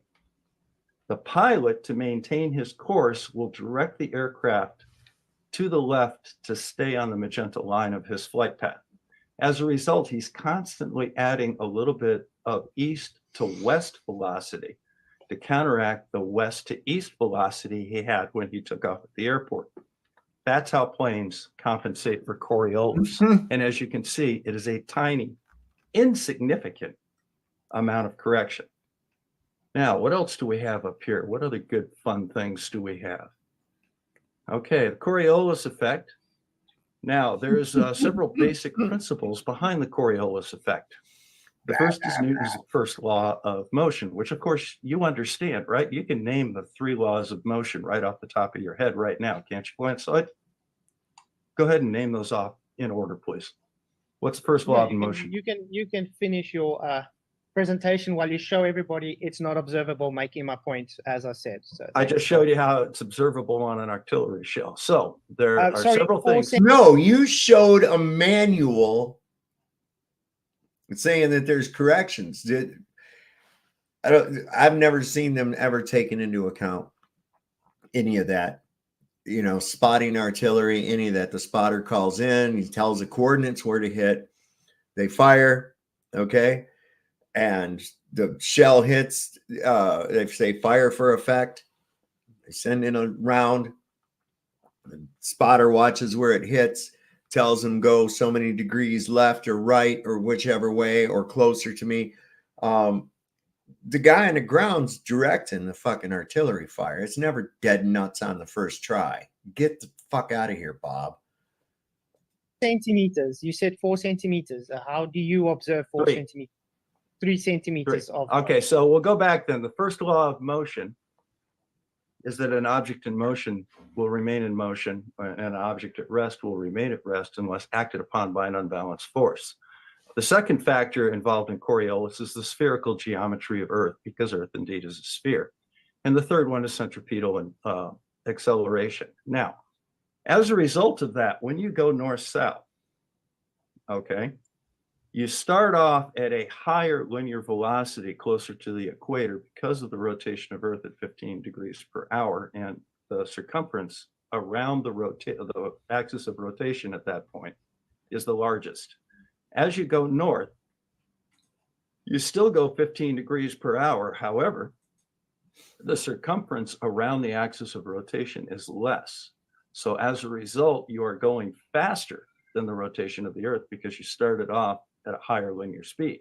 Right. In order to correct that, you have to go back the other way to stay on course. But they never have to do it. This is all in theory, Bob. This is all just shit out of your mouth. Nobody has to do that.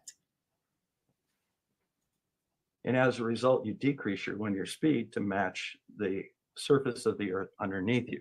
Now, the interesting part is when you get to east-west flight, because as you go with the rotation of the Earth, okay, from west to east, you are going with the rotation of the Earth, and in order to maintain the same amount of centrifugal force, you have to actually go to a higher radius. You have to increase the radius of your turn, okay? So he is. Hold up, hold up, hold up. You have to increase the radius of your turn because you're higher off the Earth. Are you talking about the following the contour, Bob? What? Now you're saying you do have to correct for curve, but before you didn't. Okay. Same thing when you go from east to west, you have to decrease the radius of the turn. So as a result of that, naturally what you would do if you were a satellite is you'd go into a higher orbit. However, on the Earth, we are constrained by the atmosphere. And as a result, we can't go higher. So we have to go to a place that has a higher radius, which means that we will turn towards the equator. So in the northern hemisphere, that will be a rightward deviation. Okay? Now, if you're going from east to west, you're going to have to again turn right because you have to go to an area of smaller radius because you're going against the rotation. I was gonna say my buzzer's not working. What's going on, Flatoid? Morning. Good to see you, man. Good morning. Good to see you here. Yeah, this was did you know, was he just really saying that because he had to change because of his altitude? And he was talking about had to correct for curvature. Yeah, he contradicted himself the whole evening. He decided to say, yes, we do go over a curve, but we don't go over a curve. We keep horizontal, but that horizontal changes, but it's a rigid horizontal. The guy literally just was a walking contradiction. Yeah, this is really weird. He's from Michigan. I'm originally from Michigan. And this guy, first time I saw him, I was like, I know this guy from somewhere. And I cannot put my finger on it. It's like, I don't know if I've seen him on a billboard or if I've seen him on TV or if I've actually met him in person, but something about him, I've seen the dude before. And I just wonder if, I did work in engineering and design. Could be the court cases he went to. I don't know. It might have been. I don't know. This guy, is that what he works in? And is in the justice system? Is that? No, he was. I don't know. They were something, I don't know. He had court cases against him for something. I don't know the full story, but I know there was court cases against him for something with sexual assault or something with 2 women or something like that. But he was acquitted. Oh, So wow. it could just be that you maybe saw that on the news there or something. That's possible. That's possible. Wow. Anyway, this has been fun. We were watching this going on. We haven't got to the part yet. I'm not going to debate. I'm not here to debate you, dude. It's literally in the name of the show. Are you kidding me? I tried it, Buzz. Sorry. I'll go ahead and switch in 10 seconds. Go ahead, Bob. Finish up. Okay. And basically, we do have to take this into account with rifles, with artillery, with... Okay, go ahead. Okay, great. Okay, there's a few issues there. He's literally making my point when he fights for we don't observe it. You can't observe 3 centimeters of drift. So therefore, no drift. The artillery you brought up, the artillery, is literally the same issue. It's so minuscule, you don't even need to take it into account, apparently. Again, we're talking about flight dynamics and Coriolis with flight dynamics. You literally just, again, we don't observe it because Earth too big, and you want to claim it. Now, show me the actual deviation instead of saying it's too small to see the deviation. Okay? Also, nobody in history takes a shot at someone in war and first goes and works out calculations how much Coriolis there is. They'll be dead by the time they try to do so. Just take the shot, man. Jesus. But that would be Neil deGrasse Tyson is wrong. Oh my God.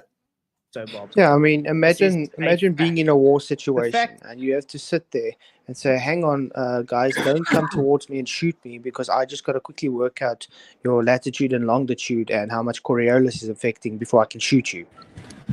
Yep. Hey, you down there, don't move. Okay. I'll get on. Don't move. No, I'm not talking to you. I was talking to the target while we figure in the Coriolis calculations. Damn. Where's my slide rule? There's Bob in combat. He's got a slide rule and a rifle. And then shortly thereafter, a bullet hole in the forehead because he was fucking around trying to figure out Coriolis that doesn't exist. Dumbass. Big Bob bobblehead.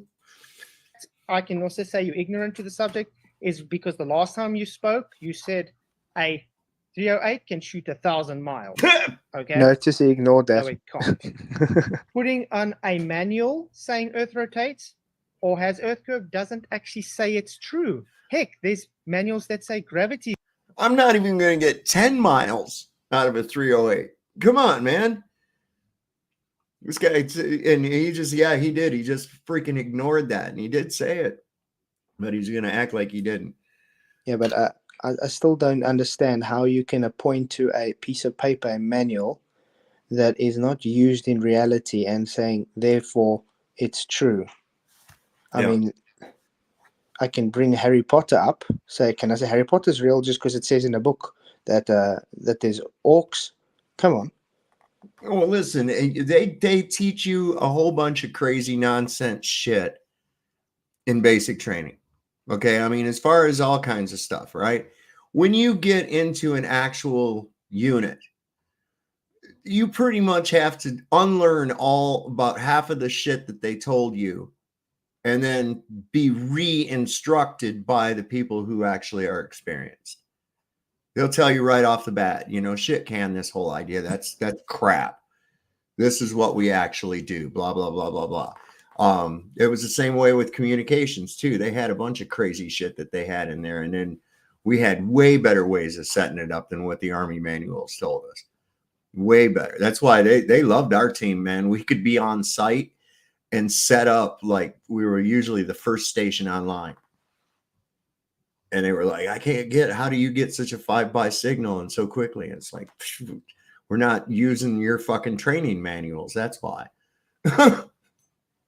But it exists. Doesn't make it true, mate. I'm asking you to actually demonstrate where we observe it. You're not demonstrating where we're observing it. You are. See, that was funny right there. That was funny. How do you get that to back up just like one little fucking scooch? Hold on. Because you see him, he's mouthing like he's interrupting you, and then when he realizes here that nobody can hear him because he's muted, he starts losing his. You can tell he's losing composure. For appealing to a manual, I can show you a manual for the Church of Zoltan. I can appeal to that. Does that make the Church of Zoltan true? No, it doesn't. So I'm asking you again. Instead of appealing to a manual that doesn't in any way take into account in real life, it's literally just idiotic. You can't observe it. Show us where we observe your claim instead of fighting where we don't observe it. Thank you. You have Dude, He's telling me to make finish because he can't take it anymore. Yeah, he was. Well, that you could see him. He was sitting there mouthing, and not. I don't know if he realized he was muted, and nobody was hearing him interrupt. But he was really having a hard time with the fact that he couldn't interrupt you. That's why he wanted to get you go, with this hand gesture bullshit. Then just come on and dismiss it. You have the buzzer as well, Bob, if you want to use it next time. Are you done yet? He's done. Wow. That's the very first thing he had to come with is, are you done yet? All right. With your derp?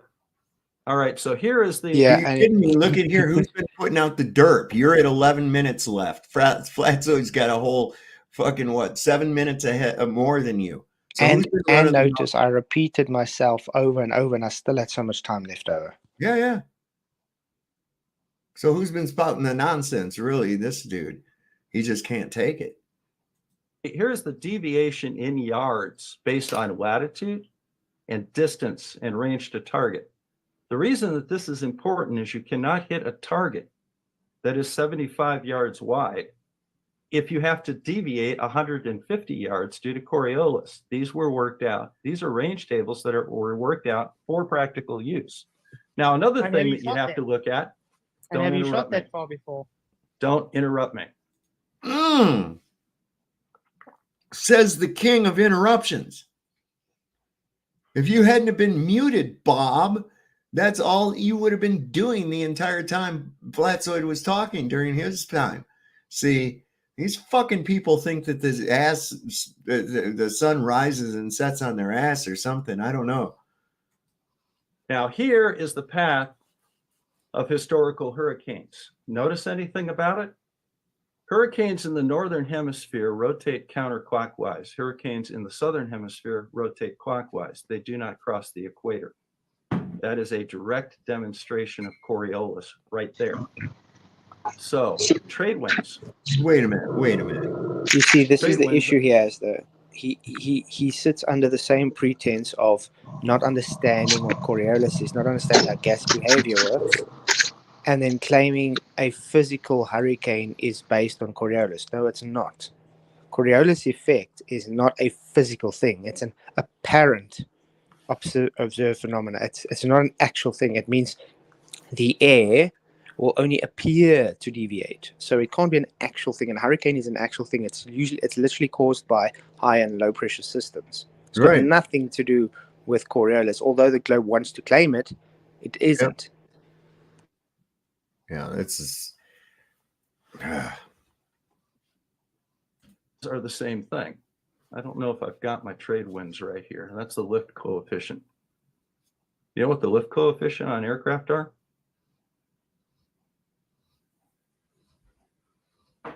Because you certainly don't know much about them.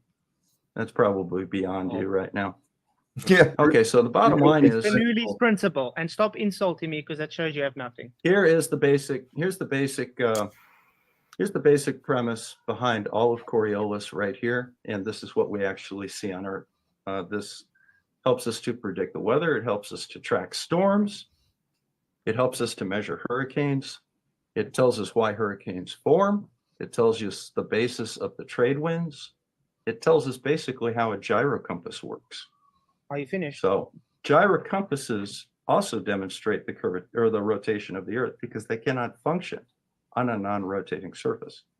Same What? thing with changes in weights by Hold latitude, on. which I Fucking personally phone. What? They Wait, can't. did he just say non-rotating surface? I didn't hear that last night. So you don't spin up a gyro compass now? Oh my God. And he just said a little while ago, you do.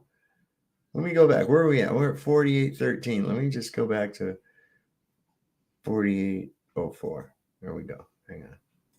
or the rotation of the Earth, because they cannot function on a non-rotating surface. Same thing with changes in weights by latitude, which I have personally measured. Wait. This is where 4814. Let's go back just that far. Hang on. It helps us to measure hurricanes. It tells us why hurricanes form. It tells us the basis of the trade winds. It tells us basically how a gyro compass works. Are you finished? So gyro compasses also demonstrate the curvature or the rotation of the Earth because they cannot function on a non-rotating surface.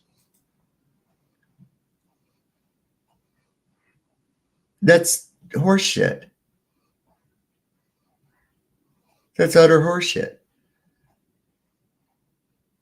He just All said he did there was make claims and appeal to a manual that's not used in real life situations and say, just believe me, bro. Yep. I asked for a very specific thing. Show me in actual observation in reality where Coriolis is observed and where you have Earth curve taken into account when flying an aeroplane. He failed to do so. Yes. Wow. Same thing with changes in weights by latitude, which I have personally measured. So the fact that the Earth is rotating and spherical is just an established fact, and it's not really worth debating. I would like very much to hear your spin on this, because basically it amuses me. Okay, first of all, again, I asked you specifically demonstrate Coriolis, which you're fighting for, you can't demonstrate it. You're appealing to a manual that is not used in actual war situations. You're also appealing to curve, which we can't observe. You say it's too big. And by the way, do you know the difference between Coriolis effect and Coriolis force? And also notice that wind goes in all directions. We can explain hurricanes going in those hemispheres perfectly on any shape. It's literally just based on Go right ahead and wind, do it. the environment, the topography. I've explained Tell this me many why times. hurricanes High- always rotate it's high to low. counterclockwise. I love how he interrupted me to tell me how it goes, and I just literally said those words while he was interrupting me. Yep. Why Bob? was he? How was he being able to interrupt you? That's what He I was want. unmuted, but it Yeah. was fine though. I'm actually happy that Jiren did it this way because it showed the lack of integrity from Bob, and it showed he had nothing but childish games of insult and interruptions. Yep. But Yeah. I literally was telling him while he was interrupting me how it works in reality. It's very simple, guys. High to low, hot to cold. Yep. Therefore, based on wind moving through the topography of our Earth, how it's situated, it makes a hurricane. Well, it first starts off as a cyclone and then it turns into a hurricane. Bob doesn't seem to know how weather systems work, obviously. It's got absolutely sweet bugger all to do with the ground beneath it moving. I know. This is it is like, why would it? Why would it? I mean, that's what I don't understand. It's like, and there again, they got to have their Velcro air in order for that to work. I don't know how. It's really takes some ridiculous mental gymnastics, you know. Oh my God! Look at there. It's Brian Stabley. As I live and breathe. What's happening, Brian? ¿Qué pasa? Oh What? yeah, and I see Rogers listening. Good to see you guys. Can Man. I'm here. Yeah. Okay. Hey guys, how's it going? Yeah, are you good? Yeah, I thought I would just chime in right quick. Bob was going to go to bat for marijuana, medical marijuana. That's why he got on the news. He was in front of the Senate and the House there in your state, and that's why he got real popular. That's right. Yeah. So he's a weed man. He could be possibly high right now. He's awful high strung for a weed man, that's for sure. Oh, But I think he are quit you smoking. allowed to be? I want to ask. Can you fly a plane and be high though? Yeah, right. It depends on what you mean by high. I don't know. Probably not a No. good idea. A lot of guys gave him slack for it because they do suppress municipal drugs and stuff. So it pisses me off to see him do it. But in this state where I am right now, marijuana is legal by the gram. So I never worried about what people wrote down on paper. You know, I'm serious, man. I haven't. Let's see. I've been smoking 46 years. Yeah, there you go. Okay, so I never ask anybody's permission for it. Well, isn't your mind if I hit that joint? You know, that's about the only permission I've ever asked for. Yeah. The real question is, isn't your mind fried on LSD? That's what I heard by Warlord. Well, yeah, I was smoking it. LSD. Holy cow. Yeah. I'd love to have a discussion with that guy. He won't. I don't know. He's one of these props that's put out there by the platform. I'm sure of it, man. Just like the rest of these guys. Their model doesn't match the physical reality I'm walking in right now, dude. That's all I got to say. No. Exactly my point last night. What's that? I can't hear you. Somebody's mic is really scratching around a lot, man. That's probably me. Is that? Here, I'll mute. Yeah, I'm at Walmart still. You need to like hear it. Hold on. Let me mute myself. There you go. That better? Yeah. Okay. Yeah. It's picking up all the noise around me. It's going right to the mic. Oh, that sucks. Yeah, I know. I'm standing still. This shit right here, you know, they're not going to go, oh, we have to calculate this Coriolis effect bullshit or anything into it. It's like they're not doing that. They've already got the fucking things dialed in, and they go by a spotter on the ground. Okay, That's how they have to correct, and very rarely do they hit something first shot. You know, and he on the show, he's observed Coriolis, and you asked him how, and he's like, "Well, the guys called it in for me." It's like, oh, you didn't observe anything. No. Yeah, but I love how I asked him how he calculated for it. He says, he didn't do it. He just pulled the rope. Okay. You pulled the rope, so then how do you know that it was adjusted for Coriolis? Right. Oh, no, some other guy did it. That's what I was wondering too. Made the point to him too, like, what if all of a sudden you're in a different situation and it's like a battlefield, and now you have to take another shot, but he doesn't know how to calculate this Coriolis on the fly, so he's going to be screwed. I know all about it. I was a powder monkey. Okay, then, right on.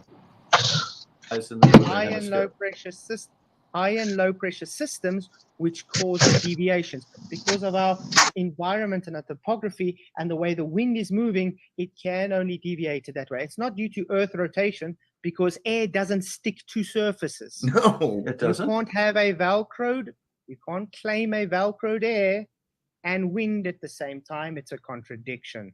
So when you look, like if you start up and there's fog in your driveway, right?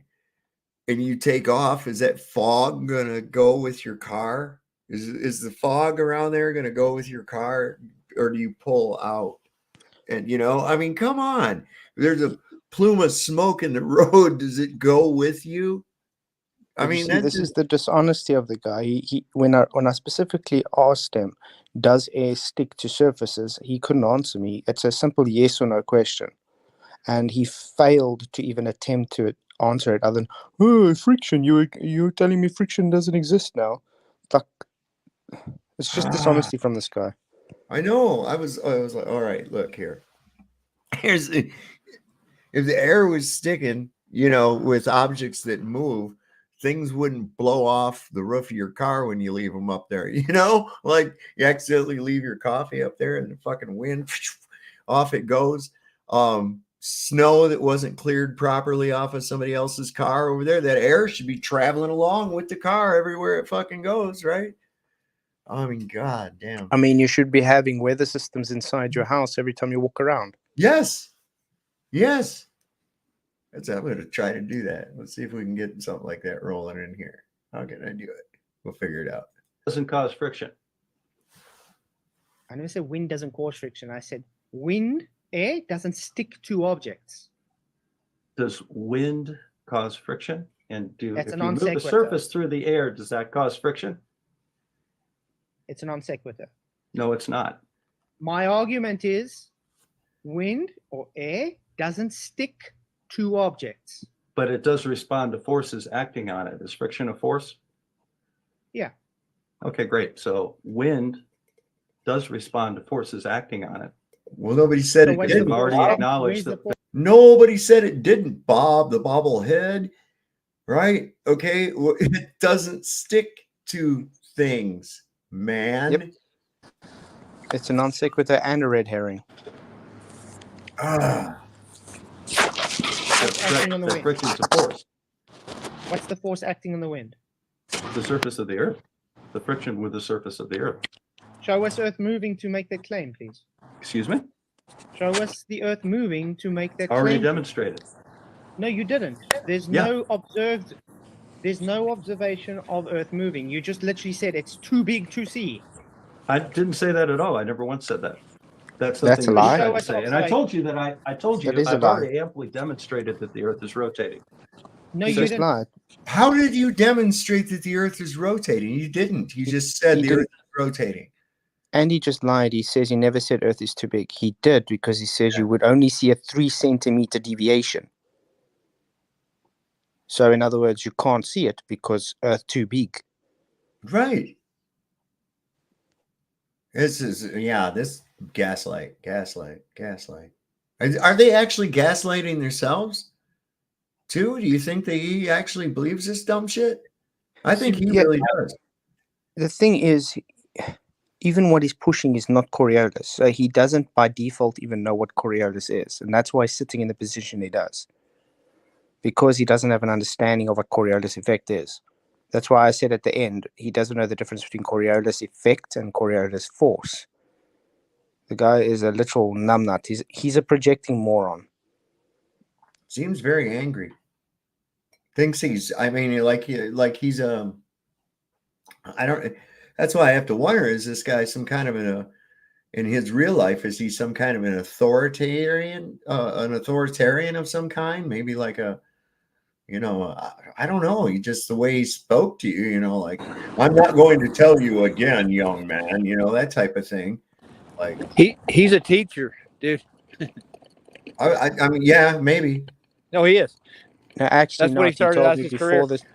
He told me before the stream that he's gone back to school to try and study astronomy and stuff. He says he wants to start teaching. So no, he's not a teacher. The only teaching he does is on his YouTube videos, and he claims that as teaching. The guy is an utter He said he was moron. an actual teacher. I've actually heard him say this. That's not what he told me last night before the show. Oh my God! So his story changes regularly, doesn't it? So maybe he claims to be a teacher because he considers himself being on YouTube spouting this nonsense teaching. I thought he was a communicator. Yeah, a science communicator that doesn't understand science. Yeah. Or how to communicate. You certainly don't. You can't communicate with people like treating them like they're children that you're scolding. That doesn't work very well. That shuts a person right down. It's like, fuck you. Go to QE's channel and get his interview with Brenda and their conversation. God, it's lovely, dude. You think this is crazy? You should listen to it, dude. They flat out tell you they don't know what they're talking about to start with. Brenda, that's like picking on the dumbest kid on the short bus to begin with. Hush. Come on. But I love how he makes claims and says, I don't understand what's saying. And I literally tell him the words he's talking about.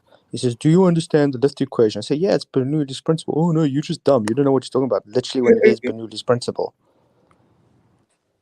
I know. I was like, that's what I said right off the bat. And while I was watching it, and I was like, this guy, right? What are you? Yeah, it's Bernoulli's principle. Everybody knows how a fucking plane gets lift. We know how the control surfaces work. So what? And the funny thing is, later on, he starts saying, "Oh yeah, when you switch off the engines, the plane doesn't fall. It doesn't lose momentum." Bullshit. Bullshit. If you lose your engines, you better be able to take it into a glide. Yeah, when a plane stalls, you're gliding it downwards because you've lost momentum. You're losing momentum as you're going down. Yep. And you It's got just like that example Professor Dave tried to use, right? He made that video about Eric Dubé, and he's like gets into the whole conservation of momentum and how things are just going to stay in motion. And he uses the example of an airplane dropping bombs. They don't drop directly below, but did they stay up in the air the whole time and keep circling the freaking Earth? No, they go down. Yeah. And they'll carry on. Okay, like the Norden bomb site, right? That was like a top secret thing. That if the plane was going down, it was the duty of the bombardier to destroy that bomb site before he bailed out, so it didn't fall into the hands of the enemy. And all it did was do momentum calculations based on altitude and airspeed, and it would set the sights ahead. You just turn the thing for your altitude and your airspeed, and it set the sights, the optics, ahead. And so when the bullseye was over the target, it was actually ahead of the aircraft, so that when the bombs dropped, it would actually hit the aircraft or hit the target. Up till then, they had to just practice and do these calculations by hand, and try to figure out where they were going to try to when the appropriate time to drop the payload was.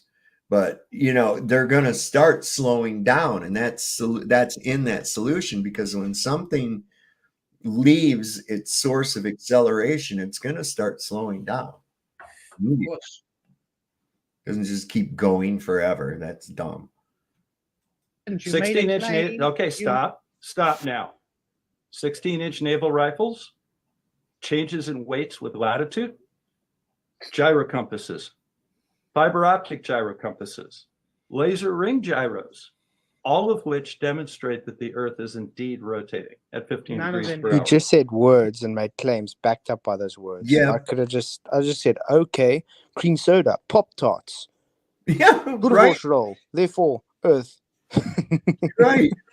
I mean, where was he going with that? He just named these things, and none of those show any of that at all. None of those show any rotation of Earth. Where is he getting this? He just says shit, and it's like, it reminds me of somebody just throwing shit at a wall and hoping some of it sticks. None of them do.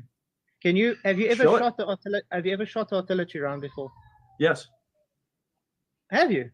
Okay, yes. And what plane have you flown before that you claimed? Well, that's not really important, but the artillery shell that you lied about being a pilot. You lied about shooting artillery round. What artillery round did you shoot? Where? 155 millimeter howitzer, Fort Lewis, Washington. I was number 3 gunner for 3 shots during ROTC advanced. Nice. And did you take Coriolis into account when you took these shots? The Fire Control Center did, yes. Oh, so you didn't? I pulled the cord that made the gun go boom. So when the guy said, there it is, pull the cord, it shoots. Where's Coriolis? So you don't actually know Coriolis. It calculates our firing solution for us, and we lay that into the gun. How do you know that Coriolis was in that firing solution if all you did was stand there and pull a fucking cord? You didn't even aim the gun, bobblehead Bob. You didn't even aim the gun. All you know is that you pulled a string and heard a boom. That's it. So your experience with artillery is being a powder monkey. Good for you. All right, Bob. Yeah, it's the equivalent of saying I met the king while in the meantime you were cleaning the toilets in the back room in the castle. Right. Exactly. Or you met the Queen of England and it was, you waved at her as she went by during a parade. Yeah, that's the same. exactly. Wow. And then once the firing solution is laid into the gun, you fire it. But okay, as far as your if an nonsense, enemy, okay, well, I'm if going an to address enemy, something before if you the go enemy, on. so if an enemy is coming at you, and you can use the buzzer, just Bob. hold on, enemy, hold on. I just got to quickly account for a Coriolis that I can't account for, and hope I'm going to shoot you. Does that sound logical to you? What are you talking about? You just said you account for Coriolis in war. Of course you do. No, you don't. There it is right there. No, It's right that on the table manual, for the 16. Want to see the? That's not war, Bob. That's a book.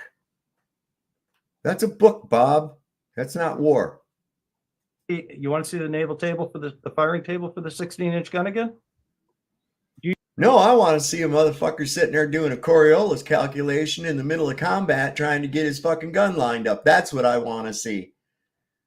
That's what I want to see. I don't want to see your little books and tables, bitch. I want to see a motherfucker under fire calculating a firing solution while soldiers are pinned down and you've got to hit a machine gun nest and you're going to calculate your firing options and shit. No. Here's what's going to happen. You're going to aim to the coordinates that you've been given by the spotter. You're going to shoot that artillery round. That spotter's going to call in the corrections. You're going to make the corrections. There's no Coriolis being taken into account. Stop being an idiot, Bob. You're probably the same guy that crashed that fucking airplane trying to account for curvature. We'll show that video here in a few. do you need to think see it people again? sit there and actually calculate Coriolis when an enemy is Yes. coming to kill you? Yes, that's why they have analog computers on Iowa class battleships. That's what that big dialing thing is. That calculates the firing solution. I actually Takes wanted to hold on, ask him Captain. about this analog range. computer, but I thought it's just going to change the subject again. When you use the analog computer, you still have to actually work everything out. It's like an abacus, dude. Mm-hmm. You have to take it and physically move the things around to work it out. Yep. Yep. Where was it? I found somebody not far from around here found what the little device they would use to calculate for the artillery in the Civil War. And I saw it somewhere just recently, and they found it on a battlefield. They're going to restore it. So it looked really like a cool little thing. It's kind of like how that little sundial I've got, about that same size, but it was made to be carried by an artillery officer to be able to figure out the firing solutions during the Civil War. So no Coriolis was being taken into account back then either, I might add. Okay. None. Tell the kamikaze pilot not to crash into me. I just got to quickly You don't work take up on a Coriolis. freaking kamikaze plane with a 16-inch naval rifle Obviously shooting not. 4,200. Note again, was just a non sequitur 42,000 because I wasn't yards. specifically talking about the artillery gun there. I was talking about Coriolis in the first, literally in context, just anything. Right. Yeah, nobody thinks you're going to be trying to shoot a plane down with a cannon. No. What's the biggest that they were using? I forget what size they are. 50 caliber. Those big old fucking guns on the deck they'd be shooting up at. I think every fifth round was a tracer, trying to hit a moving target while you're on a moving platform that's coming at you erratically. That would be a freaking nightmare. My great uncle Johnny was on a destroyer in the Pacific during World War II. It was a ship called the USS Pringle, and it was hit in the Coral Sea by a kamikaze plane. And it hit the superstructure. And he was far enough away, but not close enough to be killed, but he was blown away by the blast. And a little piece of shrapnel went through his cheek and another through his body and missed everything. But he thought he was hit through the lung because of the blood coming from his cheek. But by the time he got, after that explosion, and he got up, helped somebody else up, and by the time he got to the edge of the boat to jump off, he just stepped off into the water. That sucker was already sunk down to that level. So that was pretty harrowing, really interesting to listen to him talk about that battle. That was really something else. I'm not making the claim. Yeah, I'm I know just you're saying, not making giving an sense because you example can't. But let's go ahead and address something that you why are sat you down. talking and insulting me this whole evening? I'm going to All address you do something is- that you keep you must- insulting me about. Excuse me, sir. I am Stop indeed. insulting me. You can use Stop the being buzzer. condescending. Whoever assaulted him once. No. Bring me timestamps, please. This is where he's going to show his pilot's license. But I'll tell you what, the best line of that whole freaking thing was Bob saying, "I'm not here to debate you." I'm like, is he really a pilot? That's what he claims. Pilot. I mean, he flashed that thing. It looked like a debit card. I mean, is he really a pilot? That's the thing. I couldn't see what it looked. It looked like a driver's license, but I couldn't really see. It looked like it was like a debit card to me, like a bank card with a stripe on the back. I don't know, but even if he is a pilot, he's still an idiot. But still, I wouldn't fly with him. I'll tell you that. I would not. Look at that. He's already kvetched his own time down to half of what yours is. But he quit before the time was even up, didn't he? I think he did. Sending. I am talking. Thank you. Thank you. Judge. Don't mute me again. The whole evening. The whole evening. You Don't mute me again until this is over, he said. I didn't catch that the first time. Did you, Keith? Yeah, but I ignored it though because I was scared he's going to go for a whole long rant again. I must listen to that nonsense. I didn't catch that. He said that don't mute me again until this is over. Hey, buddy, that's not how the fucking format works, Joe. You're just going to have to get with it. Jaron did jump in right there and told him that. He's like, I sent you the format. He has a mute button. You have a mute button too. Wow. What do you mean don't mute you again? He's talking. The point of the show, you can use the buzzer if you want to take control, at which point I'll mute him and unmute you. I told you the rules before the show. I gave you a link to the debate structure. Thank you. Go ahead, Flesser. Thank you. The whole evening, all you've been doing is insulting me, being condescending, double speaking, contradicting yourself, and still making my point. I'm asking specifically, planes do not account for curvature. Planes do not account for Coriolis. You're moving totally off of the subject of aeroplanes being observed to observe Coriolis or fly over a curve is you running. So again, I'm going back to that. Show me where an aeroplane accounts for Coriolis, Earth rotation on it, and show me where a plane accounts for Earth curve, where it literally doesn't do so thanks to the gyros that you said shows Earth curve. Thank you.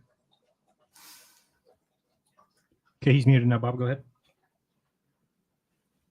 Well, first of all, planes do account for Earth curve because they navigate by great circles, period. That only occurs on a curved Earth. Second of all, I'm going to address something that you keep bringing up and your little fanboys keep bringing up. I am indeed a pilot. I'm an instrument. You see what he did there? Pilot.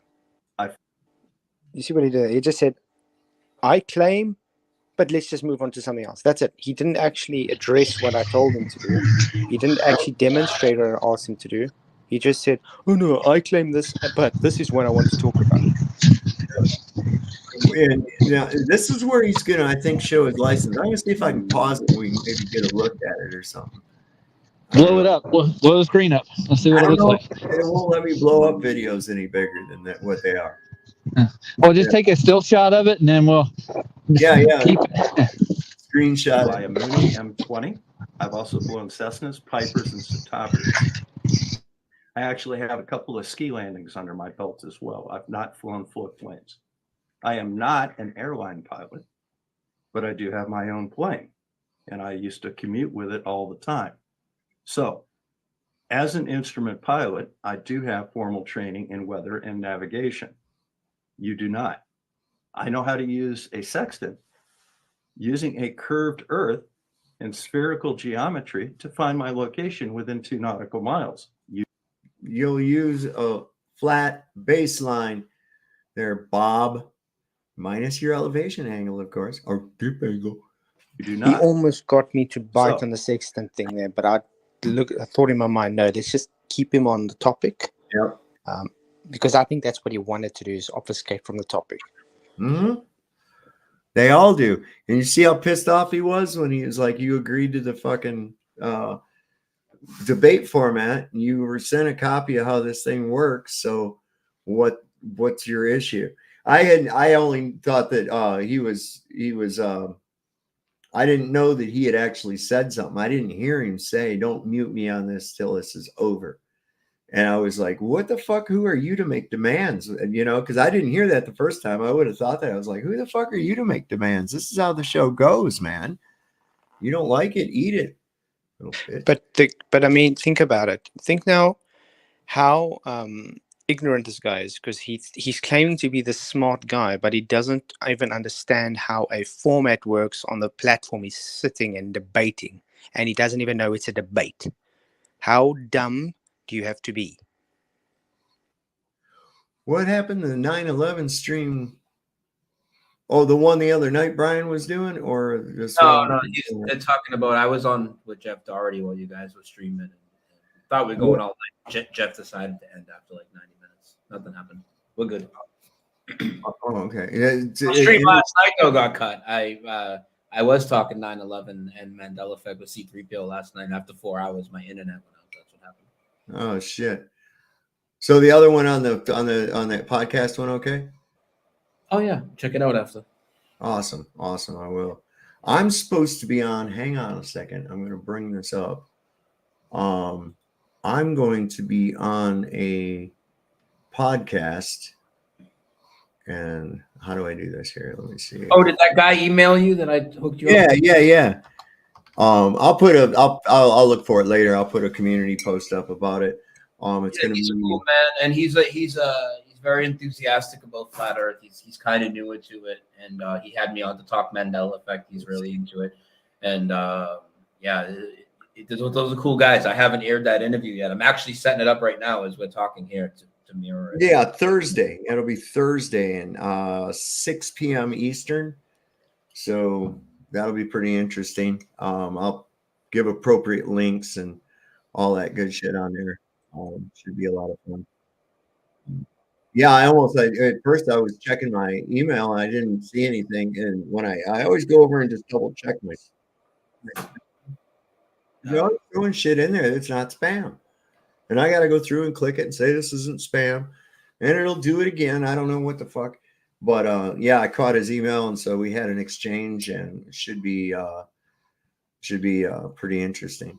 He wants to talk to me about flat Earth and the whole subject, I guess. So we'll get into it. He watched the stream that we did the other night, and you were talking about it.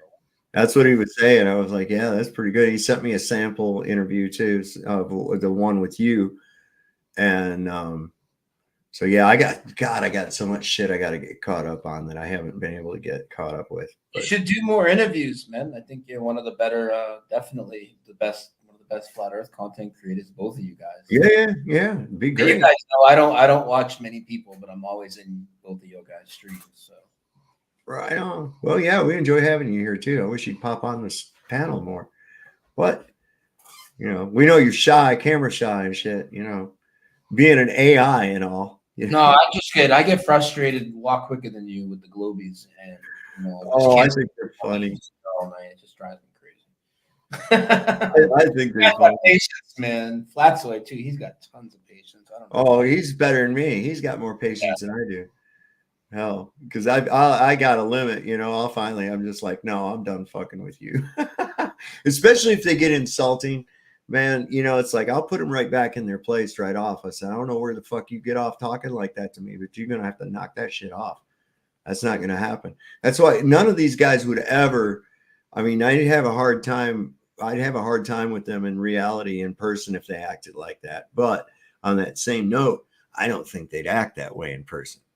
No. You think Craig would ever act that way to somebody's face? Well, I don't know. He's like Bruce Banner, He's he's like just perpetually angry, and he did slam that guy like in the Avengers movie and everything.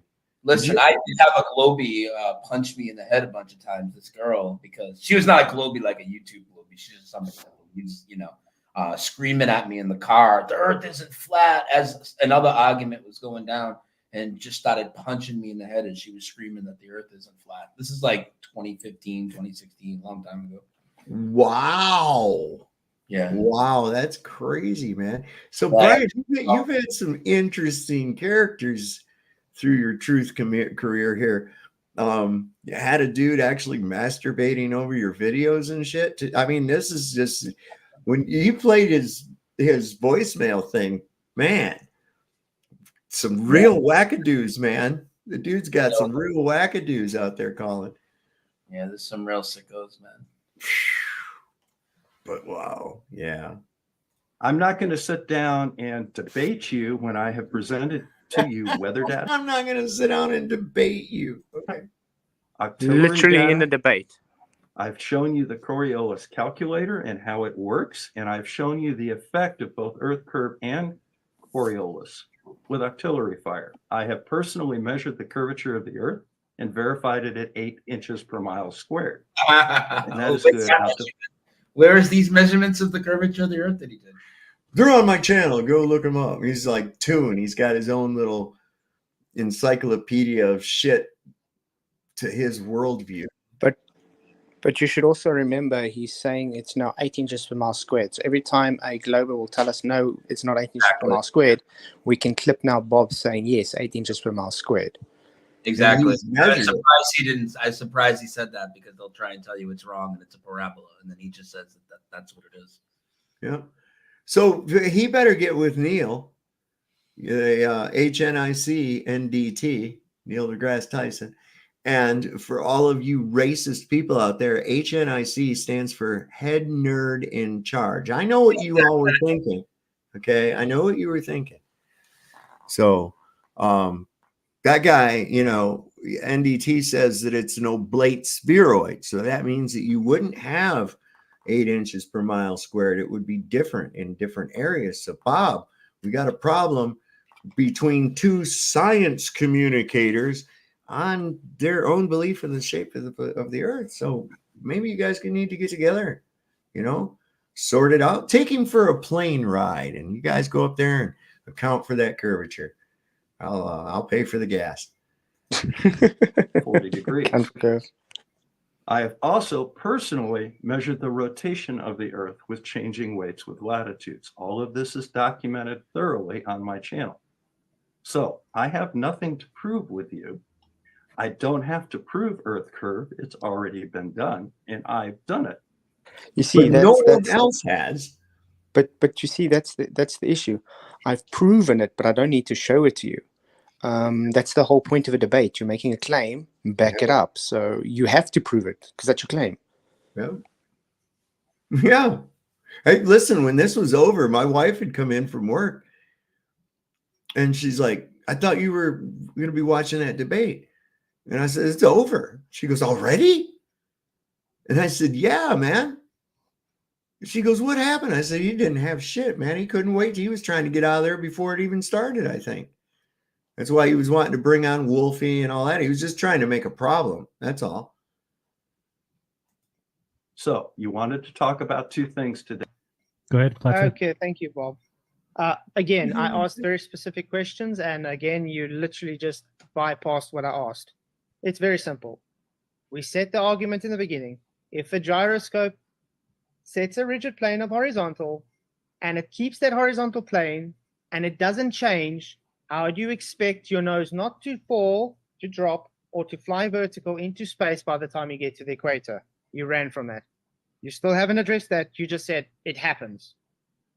I also asked you to demonstrate Coriolis of proving the ground moves underneath the plane. You just said we can't observe it. I'm also going to tell you hurricanes are actual. Okay, it's an actual spin of the air. Coriolis effect is a apparent deviation. Okay, it's not physical. It appears to take a deviation. So when you're claiming hurricanes, you are saying you don't understand that it's an apparent deviation. As soon as you claim hurricane is due to Earth spin, you have to prove air sticks to a surface and prove that the Earth rotates. You can't do that. That's why I asked you in the beginning, do you know the difference between Coriolis force and Coriolis effect? The effect is what we observe. The force is what gives its momentum. So again, here's a good example, right?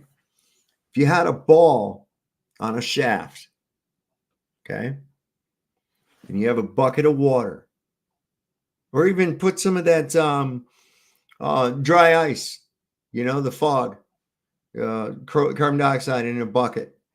You put that ball down in there and you can rev that son of a bitch up and spin it around. It's not going to circulate that fucking air.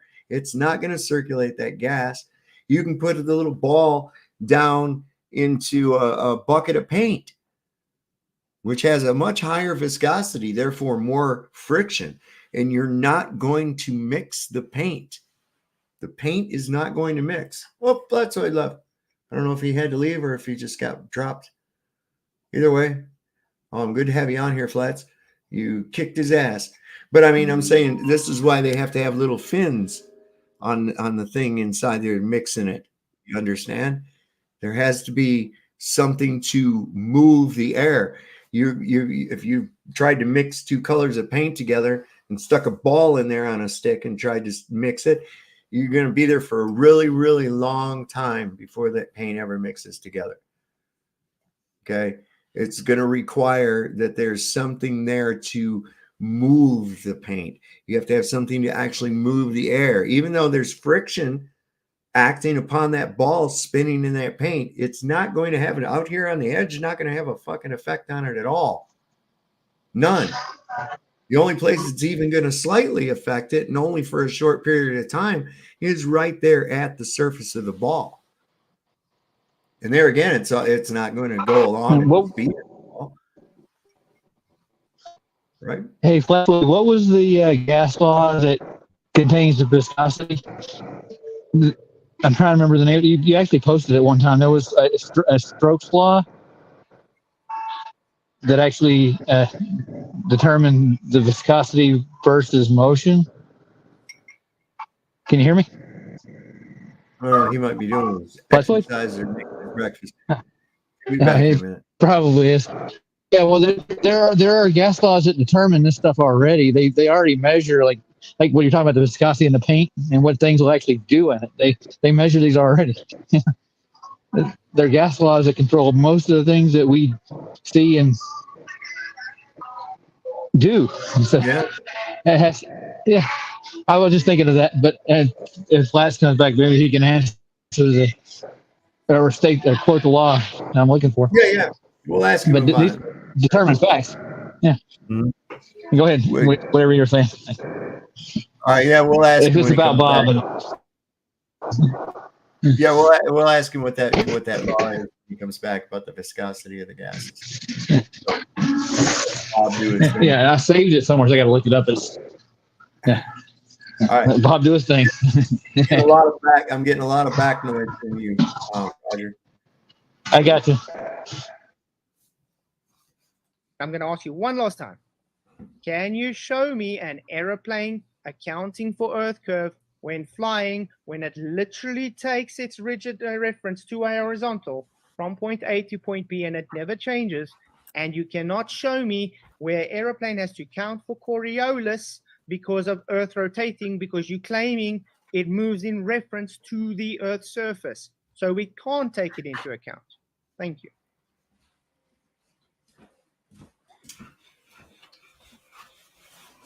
Go ahead, Bob.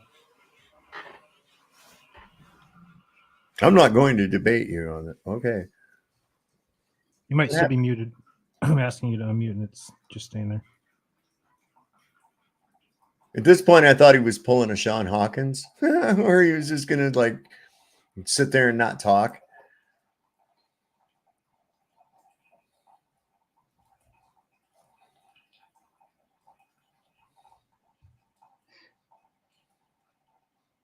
Your turn, Bob. Go ahead. That's your answer? I guess he's not talking. That's it. Some shit on a what? He doesn't understand what a fucking demonstration is, man. He's showing you, I guess, the graph. No, he doesn't. He literally just hand wave dismiss everything I've spoken to him about. Like I said, you might have been away for a minute, Flats. Roger was asking about a specific gas law regarding viscosity of gases and what that was called, if you recall. You said you did a post on it or something about it. Viscosity of gases. Gases Yeah. have densities, but they wouldn't really have a viscosity because they don't bond to each other. Right. Yeah, that's what I was wondering. It's viscosity is like the thickness of it, like Yeah. So, like if you have a liquid, you can change its viscosity by making it thicker. we used to have this meter. I worked at a place for a while, but I didn't stay there long because I was worried about all the chemicals. But you know, we made oven windows for like major appliance companies, and they used this really heavy. I mean, this shit was like 5 pounds. A 2-cup measuring cup of this stuff would weigh like 5 pounds, and it was a lead-based cadmium paint. And it would have to be at a certain viscosity so that it worked in a screen print to print that little screen that y'all see on when you look through your oven window. There's like that pattern. It looks like there's a screen in there. That's actually painted onto the glass before it's tempered, and it gets melted, like baked into the glass when you temper it. But this stuff, man, it was like this little machine, and you put the stuff on this little pedestal next to it, and there's a little thing that went down into the paint, and then you turn it on, let it run for a certain amount of time, and it gave us a viscosity rating. And if it was too little, then you had to add a little bit more of this other substance to it. You know, I'll tell you what, man, by the time I came out of that paint room every day, I was high as a kite, man. I was like, this can't be good for anybody. Anyway. Yeah, how you can work out for viscosity is you got a viscosity cup. It's got like a funnel. Mhm. You throw it in, and then you time it by the time it takes from how it's being full by the brim till when it leaves the bottom of the funnel, and then you're able to work out the viscosity based on how long it took to deplete that cup. Yeah, I think this thing worked based on the resistance that it got from the liquid as it spun. I don't know. It was called a viscosometer. So I don't know. It was pretty cool, but I wasn't going to stay there long. That shit was going to kill somebody. You know. And then to clean it, you had to use you had to take this stuff called trichloromethane. You ever heard of that? Trichloromethane. You take that and you have to clean off the screen, because if sometimes some of the paint would chunk up after a while and it would leave a blemish. And so you'd have to take that one off the line, clean it, redo it. So you'd have to get up under this screen print press and clean this thing with this trichloromethane. And that shit, you could, as soon as you started wiping it, all of a sudden you could feel this coolness dropping on you from the fumes of it. And that shit, boy, you get a couple whiffs of that and you were dizzier than hell, man. So I was like, no, I'm not doing this. This is I don't think this is a longevity job at all. Cheers, I gotta go. Enjoy the rest of the stream, and it's good to see you guys. All right, well, thanks for coming on, Flatsoid, and good job on this debate. You did great, man. Cheers, guys. All right. Where is the Earth curve and Coriolis for planes, Bob? That's the argument. I can show you the Bible for Zoltan. That doesn't make Zoltan true. Okay, well, that's all I have. Thanks very much. Appreciate you having me, Jaron. There is the rotation of the Earth, and as we saw here earlier, there is the curvature of the Earth. Here is the Coriolis effect. Here is... I mean, we're all well aware of what you claim. Yeah, there's Brunelli's principle again. We're all aware of what you claim, Bob. We're asking for actual proof of it, not just because somebody wrote the shit down. That's not proof, Bob. And I also showed you those. And I've also showed you the path of the hurricanes and the rotation of storms. And really, there's nothing more to present. So, thank you very much for having me. It's always a pleasure. All right, do you want to read some super chats, or you got to go? Nope, I'm fine. All right, thanks, Bob. Read super chats all you want. If they have specific questions for me, I'll be happy to. But I'm pretty much done with Flatsoid. Are we going to give closing statements at least, or no? We're done. Oh, so cowardice. Okay.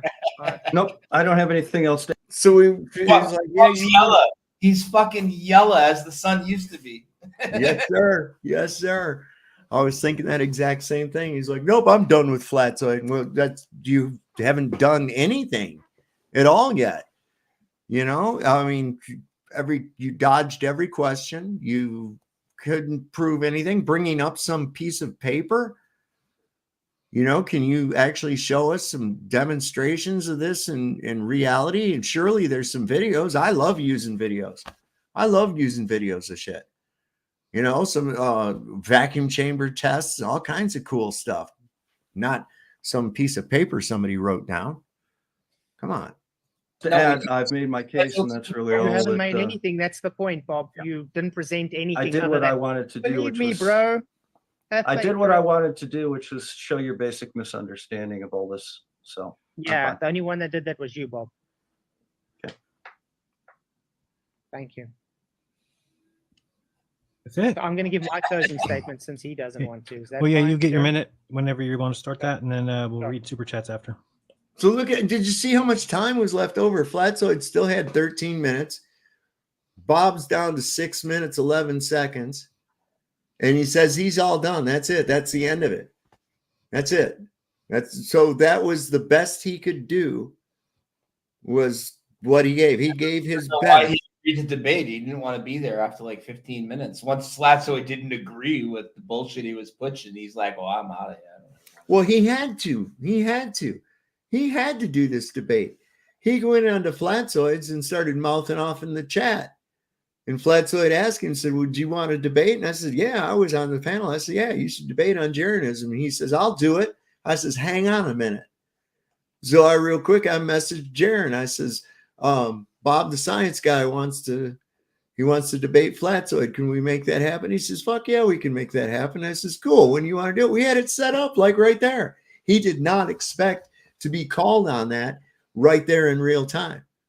And so because he was expecting it to go like, yeah, I'll kick your ass Friday. Yeah, I'll see you Friday. And it never happens, right?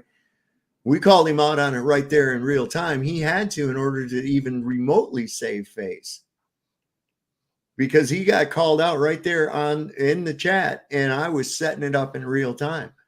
I said, okay, we got it set up. Here we go. Ready. It's like, what? Right. Okay. So notice, guys, from the beginning, Bob got triggered, insulted me nonstop, ad homed me, and didn't present evidence for what was claimed. He did, however, appeal to a manual that doesn't work in real life situations. He also had. He's mad as shit. He's gonna drink. He's drunk himself into a stupor probably by now. I bet you. I mean, he looks really sad. Had a misunderstanding of how Coriolis works. He didn't know the difference between Coriolis force, Coriolis effect, and he didn't know what rigid means. He doesn't understand that according to a physical curve, you will have to drop your nose or you will have to fly into space if you're claiming to go over said curve. Notice he also didn't know what mean sea level was. All he knew was, let me insult and show nothing but appeal to a manual that's not used in real life situations. Make stupid people famous, says Bob probably went to the Mason Lodge and rubbed one out in a coffin. Oh, specifically King Tut's coffin in the back of Flatoberfest. There you go. Oh Yeah. my God. Yeah, They're having a King Tut. He was playing King Tut's snake, if you know what I mean. They're having a King Tut exhibition in DC coming up here. I saw something about it. I was thinking, I'm close enough. I could go up there to the Smithsonian Institution and take a look at it. I want to take a look and see how much tickets are, but I don't like going to DC. I mean, talk about going into the belly of the fucking beast. Sounds like a place I never want to visit for any reason. Oh my God, it's the belly of the beast. Dude, there's such a vibe there. There's such a vibe. It's like a dark, ominous presence. That's all I can describe it as. Dude, bunch of fucking paid professional liars all congregate there, man. Bunch of satanic pedos and shit, man. Yeah, I don't want to hang out with them. Dude. I can show NASA, I can show other things which says we fly over flat, rigid, non-rotationary plane. What will he tell us? Oh no, but that's just a model. Yet it works Everything is based on those models, which works in reality. No observed curve, no observed rotation. Thanks. Bobby, want your minute? Proofs in the pudding. I gave all the. I showed you all the data that reinforces what I said. So I don't have anything else to prove. Okay, I'm gonna go look. And they all act like, and I'm not getting, okay, listen, guys, we can agree when you're fighting with your girl, they get an attitude. Women, they got a certain way that they'll act like that, where they're just real snippy and shut up. And they say, nope, I've said all I've got to say. And I just wanted to ask why every one of these fucking globies acts like a pissed off woman. Every time they act like a pissed off woman. They don't show anger like a man. They show anger in a feminine way. It's really, really disturbing, man. It is. Look at the super chats here. Let me get there. All right, first one's up. This is for Journalism Flatzoid, not Bob the Globe Builder. Thank you. Clit Rubs, nice name. Real. Make stupid people famous. Listen, I got to tell you something. If there weren't Egyptian mummies, then where would the other Egyptians have come from? Okay. So they had Egyptian mummies and daddies. You're just going to have to deal with that, my friend. Says, thanks again, Jaron. Logically speaking, who knows more about plane flying? A certified pilot or a flatzoid? Come on, guys, tighten up. Okay. Any comment on that, flatzoid? Yeah. It doesn't matter who has a pilot's license. He clearly showed he's either dishonest or he doesn't understand the actual flight dynamics, which was proven tonight. See, it looks like a debit card to me, bro. I'm just saying, bro. That looks like my ATM. It does to me too. That's what is that on the back? Is that Jesse Jackson in a watermark on the back of it or something? Damn, you got some good eyes, dude. What the fuck are you seeing, bro? Well, I'll show you. Oh, I don't I know. had it way smaller than you are. Okay. Yeah. See, I don't know. It looks like there's somebody here. It's like a watermark of somebody here with a mustache. Maybe that's supposed to be him when he was younger, but this guy obviously has hair. But then there's like a watermark. It looks like maybe of a Marine captain or some kind of shit like that. I don't know. Let's see. He's in Michigan. Let's look at an image of a Michigan. Let me just say. Let me say one thing about his credentials, right? It doesn't matter because even if this guy is a pilot, right, it doesn't mean you know shit because 95% of the doctors out there would have told you that you were going to. Okay. Wait a second. It might be legit. Hold up. Here's let me just wait. Let me stop that screen and bring up Credentials don't impress me.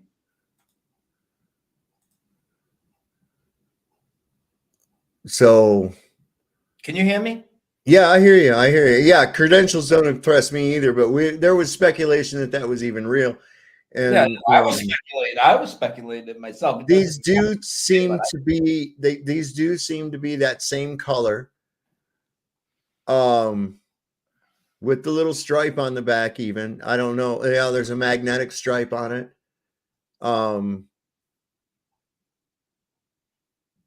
So okay, I'll say that is possibly a pilot's license. Okay. Now, does that mean that that's his pilot license? Does that mean that it's a current pilot's license? And even if it is, and even like you said, even if it is, big fucking deal. I know people that have a driver's license for a car and they're dumber than shit. I know people that we all know that there's many doctors out there. 95% of them, if not higher, would tell you to go put things inside you to keep something that doesn't exist, and we know how that works. So right, well, you have to have a license to be a doctor, and it's also we can point out that medical malpractice is one of the leading causes of unnatural death in the United States. That's an actual statistic. So Having a license, does that mean anything? Nope. Mrs. Wong down the road has a fucking driver's license and actually makes it harder for you to think for yourself because you don't think outside of the box at all, you know, and even if you are to, that's, you know, you're worried about losing your job. Like, you know, there's definitely some doctors and nurses and things, like when they saw what was going on in the last few years, some things weren't adding up and they probably had some questions, but they kept quiet and just rolled with it and kept lying to me, just like Bob. Absolutely. Bob might not even still believe it's a globe. He probably is starting to question some things, but he's just going to keep rolling with the lie. Well, he's blowed his mouth out too big. See, now it's a matter of pride. Even if he realizes 100% tomorrow that he's been wrong this whole time, he'll never come out and admit it. He'll never come out and admit it. Even if they came out on the TV news and said the shit, he'd never admit it because he's blown his mouth off too much. And the personality that I'm seeing around these guys, I would say the same thing with McToon. I would say the same thing with Craig. That even NASA themselves could come out and say, we've been fucking lying, you're not on a globe, and they would still hold on to it. And what's interesting is they'll say that the flat earthers would never change their mind, when in reality, we are the ones that changed our mind. Yes. You know, like that's how, Little Chinese fella down here's got a driver's license, but he don't know how to turn his fucking blinker off. So, you know, does the license really mean you know shit? No, it don't. Anyway, I'm going to play this a little bit and I'll be right back. I got to go hit the button on my coffee and take a leak while this plays. Like with this screenshot right here with this smug look, like, you think we can draw a dick on his face? Oh, yeah. Somebody screenshot that. Do something with that. Or just, hell, it's already, he kind of looks like a dick. But anyway, that's me. Comment, Bob? Okay, so that's his pilot license. I take it. There's my pilot's license right there. So, do you have one of those? I don't need one to understand flight dynamics, Right. mate. So you've taken flight school I don't need before, to be right? a mechanic to know how to work an engine. So you've taken flight school before and you've learned about navigation and aviation? Well, I clearly did show you don't understand how compasses work and gyroscopes. Okay. Okay, from Jeff, we have, so a gyro changes its horizontal reference frame. To you, Bob. On a attitude indicator, there are pendulous vanes, and it uses the normal force of gravity to keep it level. All right. So yes, that does. On an INS and an IRS system, they basically go to a 3-coordinate system. Doesn't really care where the horizon is. It will determine where the horizon is based on its location in that 3-coordinate system, and whether or not it's rotating. Yeah, which was set on the runway. Oh, I'm going to show you all something about this final experiment that they're talking about. You know, about the going down to South America or the Antarctica. I've heard them hyping for a while, but I never heard the conclusion of what they actually said the experiment is going to be after they invite all these people. So what well, I'll show you some stuff on that, man. If you've got an extra $34,000 to throw around, man. Why not? Yeah. So what they're going to do, I'm going to say, you know, people that can't afford, who's going to be able to afford that shit? Oh, they chickened out. You watch. I've already seen it like it's already played out. Okay, the final experiment says $5. Bob, are you willing to publicly admit you were wrong about the globe if we don't see a 24-hour sun in Antarctica this December? Yes. Okay. Flatzoid from Kengo44. When did you get your pilot's license? How many flight hours do you have? You think you need a dip? You think you need to dip a plane's nose down, otherwise you go into space, clown? Well, that was more of a statement other than a question, Yes, but let me explain it to him just like I did to Bob earlier. You need to either change your airspeed or dip based on your angle of attack to follow a physical drop. You're not doing this, so therefore not physical drop. Bob, let me make sure I understand what you mean when you say the plane follows the surface of the Earth. So if a plane's going over the Grand Canyon, for example, it's going to quickly lose altitude and then gain altitude. I knew that would be a great flat Earth question from you. I'm just asking. I don't understand. Yeah, what it try means. and do better than that. Cool. Well, I don't know. I didn't know planes follow the ground. If they did, then they would change What based on was the mountains. contact? Right. You'd be going up and down with hills and mountains and every other goddamn thing, right? Come on. And over huge mountains, wouldn't there supposedly be maybe like an extra different type of pull of gravity because it's such large mass that the plane would have to continually adjust for that as well? Yeah, yeah. Well, no, because it's all part of the same mass of the Earth, but they claim that they can show the mountain having gravity by hanging a weight off the side. And I'm sitting here going, yeah, that deviation is nothing more than Bernoulli's principle, man. It's not gravity, bro. Not gravity. God, I wish these people could understand things. And this is what's bad. They come out and they act like the authorities and shit, and people are believing them, listening to them. Sad. Sure. You said that it doesn't dip its nose down because it follows the curvature of the Earth, and since the curve is Correct. always happening at the same height that we're a distance away from the Earth, then it stays with the Earth. Correct. So yeah. So what does the Grand Canyon have to do with any of that? Well, it's part of the Earth. Rather than laugh, can you explain it to me why I'm confused? If I didn't know planes follow the Why do you ground. think you're confused, Jared? Because I think planes don't follow the ground. Okay, what do you think they follow? They stay a certain altitude, maybe. Above what? They stay a certain altitude based on above what? Based on their angle of attack, based on above what? The ground, obviously. Sea level. Okay, so you don't think they follow the ground, but they follow the ground because they maintain a certain altitude above the ground. Yeah, we're referring to mean sea level, of course. The only thing that follows the ground is its relative speed. No, actually, that's not how they airplanes fly. fly. What now? So no, it's just so painful that we're supposed to believe that it's just constantly keeping things and pulling them around this ball and keeping their altitude rather than flying in a straight line, which is what the hell you're doing when you keep the same altitude. They want you to think that you're curving around a ball and this force can keep doing that. Yet they can't ever demonstrate the idea of mass attracting mass at all. I mean, it's ridiculous. We should see it in many different places and instances taking place, and we never see it. Oh, they'll just say something like, well, look at the moons of Jupiter.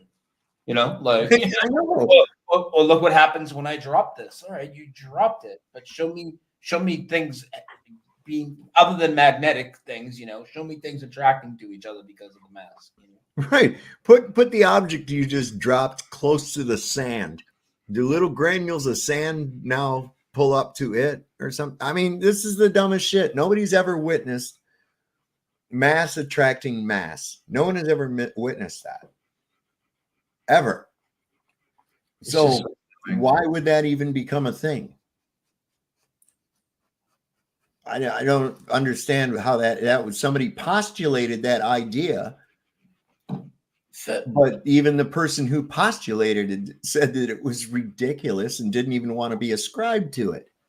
The fact that a pilot doesn't get it is just mind-boggling to me, because for me, since I first started looking at this thing back in 2014, it's like my biggest proof of not being a spinning globe, I mean, would be flights and pilots landing on north-south runways with the Earth spinning at them sideways.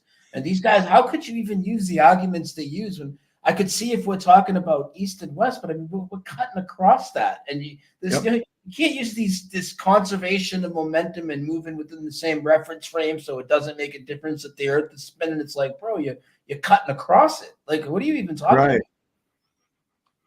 It's like, I've said this, if you ever happen to be walking by a playground or something, and they got one of those merry-go-rounds, just start it turning slow, even. Just have it going slow where you can stand up on it, on the edge, and then take a walk from one edge straight across to the other edge and see what the fuck happens. You will stumble around like a drunk. You will have to compensate for the change in centripetal speed as you go and then adjust back. You're not going to just keep bebop along like, you know, nothing's going on.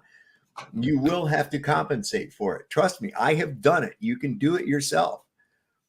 And as far as the east-west rotation, one way being quicker than another, Many of you, especially you, Brian, you've been in an airport. You ever been on one of those jetways? You know, one of those conveyors that instead of walking, you can just stand there and it takes you to where you want to go. Yeah, Atlanta sucks, and you have to stand on those for like miles to get to your luggage. What happens when you walk in the direction that thing's going? You go way faster than you normally do. Yeah. As opposed to if you turn around and walk against it, what happens? You might be able to go faster than the tram is moving, but you're not going to go forward as fast as you did going the other way. No. Not at all. And I literally, my flights that I've taken all during the pandemic, 15 in a row without covering my face and filmed it all for everybody. Well, a lot of people out there were selling face masks and stuff. We won't get into all that, but my flights were specifically from the East Coast to the West Coast. And, my flight times are basically exactly the same, maybe 15 minutes difference, right around 5.5 hours in either direction. So it's just absurd, dude. It's just absurd. Like, how can you, I still can't picture, there's a few things I can't picture what they'll say, right? Like, I just can't understand what people are saying when it's like, well, you're taking the momentum of the earth. It's like, well, I'm fucking flying in the opposite direction. I mean, how does that even work? Yeah, I'd have to start gaining on that. Yeah. Dude. I mean, there'd be a point where you're not moving at all. And then you start to move forward a little bit, I mean, as opposed to going the other direction. None of it makes any sense. I saw that Luch is in here and he says, one rotation per day is very slow. No, it isn't, man, because the centripetal speed is still there. I don't care if you want to make it sound all churched up and say it's only one rotation per day. It doesn't matter. The centripetal speed is still the centripetal speed. I don't give a fuck. And it gets worse when you increase the diameter. So that means that the air is really whipping along with the earth as it is up there at 30,000 feet as opposed to down at the ground. It's gotten exponentially faster if it's dragging along. So you got a problem going there because right? I mean, think about it. The bigger the arc, the faster the speed something has to go to keep up with the middle. I mean, hello. They fly in altitude based on pressure. They only follow the ground relative to its speed. No. So another thing I had to teach Bob the pilot. Doesn't have anything to do with speed. The way aircraft fly is there's a couple of things. This is called the lift equation. Okay. Now the design of the Bernoulli's wing. principle. We know Bernoulli's principle. It doesn't. Flatsoid, you don't know what you're talking about. Listen. I just said the words Bernoulli's principle. Really weird. You don't know what you're talking about. Pause it for a second. When it comes to lift coefficient. So. Yep. It's fucking really weird. I watched this live stream and the plane never disappeared in his hand, and now the plane is disappearing in his hand as I'm watching it, like he's got a virtual background. Am I the only one that thinks that's weird? Or maybe I missed it earlier. But go ahead. I don't know. It took me a while. I was trying to figure out if he was using virtual background or not. I did see a few things bleed through. Right. That's weird. Yeah, it looks like he is, but I didn't notice that earlier. That's weird. Okay. I'm looking at the plane disappearing now. I'm like, what is this, 9/11? Yeah, I'll tell you what, man, they can adjust that to a point. When I was out in Death Valley, I saw an F-18 one time hover. It got its attitude and thrust against the wind just perfect. So this thing was just sitting there hovering in this one spot, and then it just changed its attitude and blasted like a son of a bitch out of there. I had never seen a fighter jet do something like that ever. That was really remarkable. I props to the skills on that pilot, You know what he wouldn't have been able to do with that fighter jet though? What's that? Fly 500 miles an hour at sea level and smash it into the side of the World Trade Center. Might be able to get it pretty close to that speed at sea level. Those things are designed. They have the wings on those. Well, if you took that train, I should say if you took that trained fighter pilot and stuck it in a airliner, it would rip apart. You have a point. We used to get. They used to practice bomb my Jeep. Be going down Highway 190. The first time it happened, we're going along. All of a sudden, I heard something going, and I thought there was something dragging under my Jeep or something at first. And then all of a sudden, I just saw right in the front of my car the afterburners of this F-18. I mean, he came right down on us. The Jeep actually moved from the jet wash. And a buddy of mine was with me. He goes, "That's cool. You just got bombed." I said, "What?" And he goes, "Oh yeah, they do that to us all Your mic just cut out, Dave. the time out here." There you go. I was like, "That did it? It's still there?" Yeah, you're back now. It was out for like 5 seconds. You're back. Oh shit! What is going on with this fucking stuff, man? Anyway, we got the what are you? A couple hundred miles up in the space station? 250. 250, ain't that right? Yeah, it's 2 something. Yeah. Wong. I don't know. He speaks Chinese. I don't understand a shit he ever says. He makes good. He makes good kung pao chicken though. So how many Chinamen you got up there on the ISS? Right? That's classified, man. Did you see that? I got a video of the spacewalk from Chinese space station, and they didn't put any curve in the Earth, man. Yeah, China has some of the worst fake videos. Shit, dude, they're the worst, right?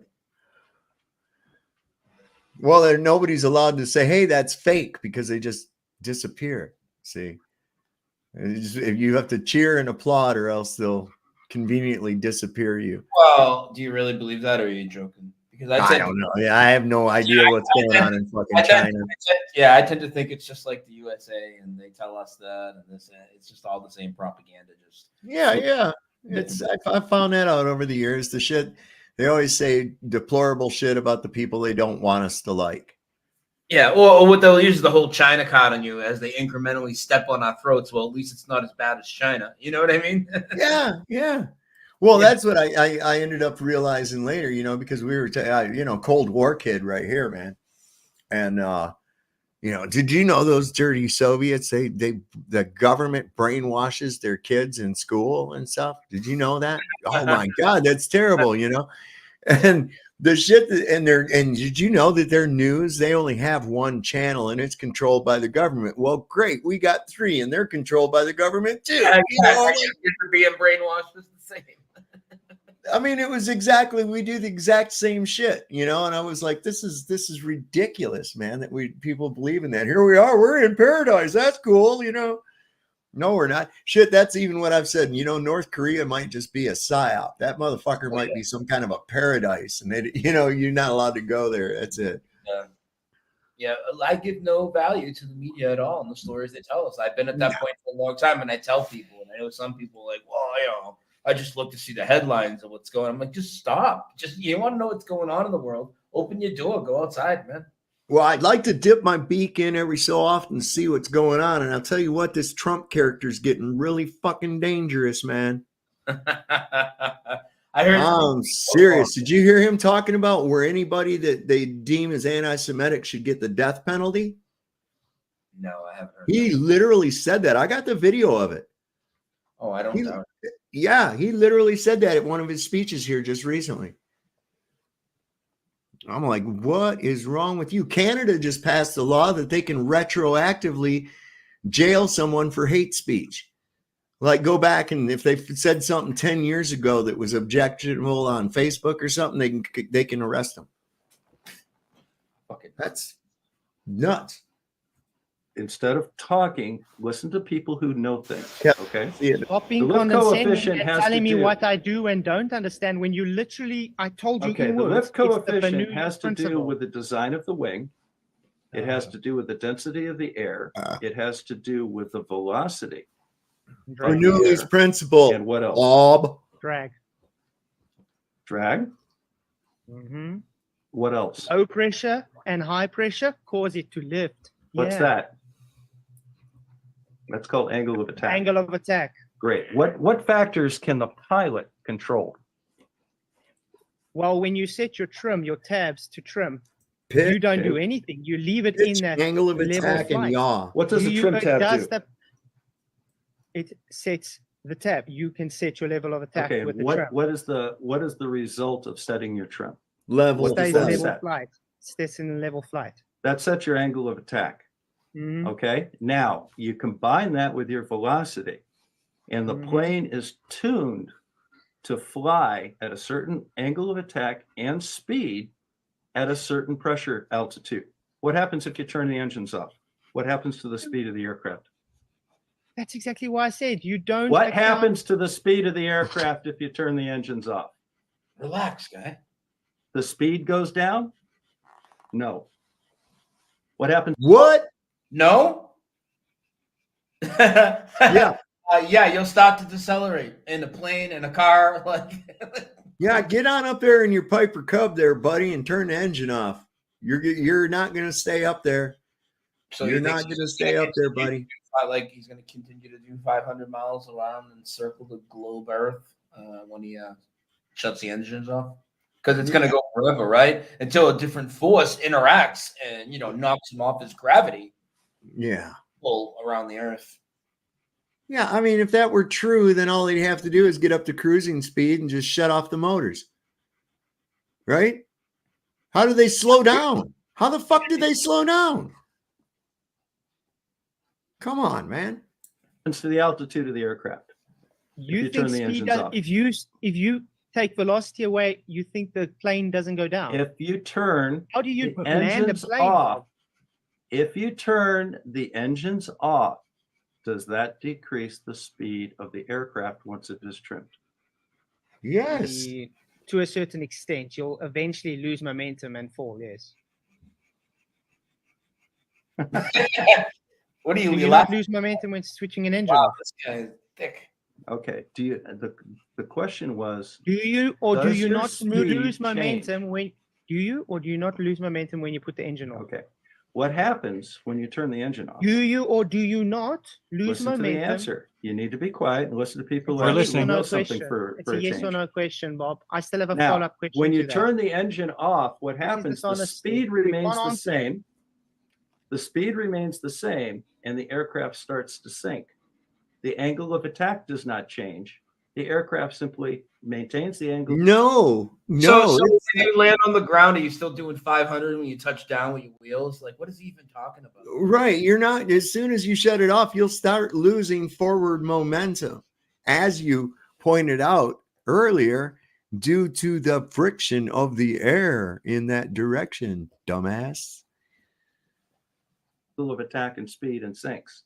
If you turn the engine back on but turn it to a higher setting, the angle of attack and the speed don't change, but the altitude does. That's So when basic you- flight 101. So when you land a plane, Yes, do you reduce the speed?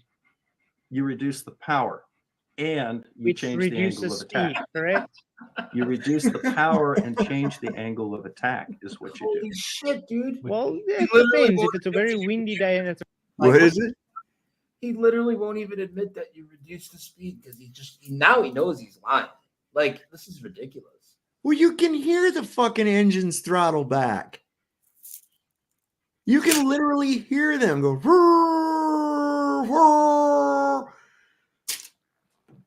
Come on, bro. Yeah, this guy's when headwind, you're not. He what? now? Oh shit. Where was And I? I'm over. That's it. Yeah. It doesn't matter who has a pilot's license. We were wrong about the globe. If we don't see it at the same height that we're Right to where it's grayed out, Dave. then it stays. What?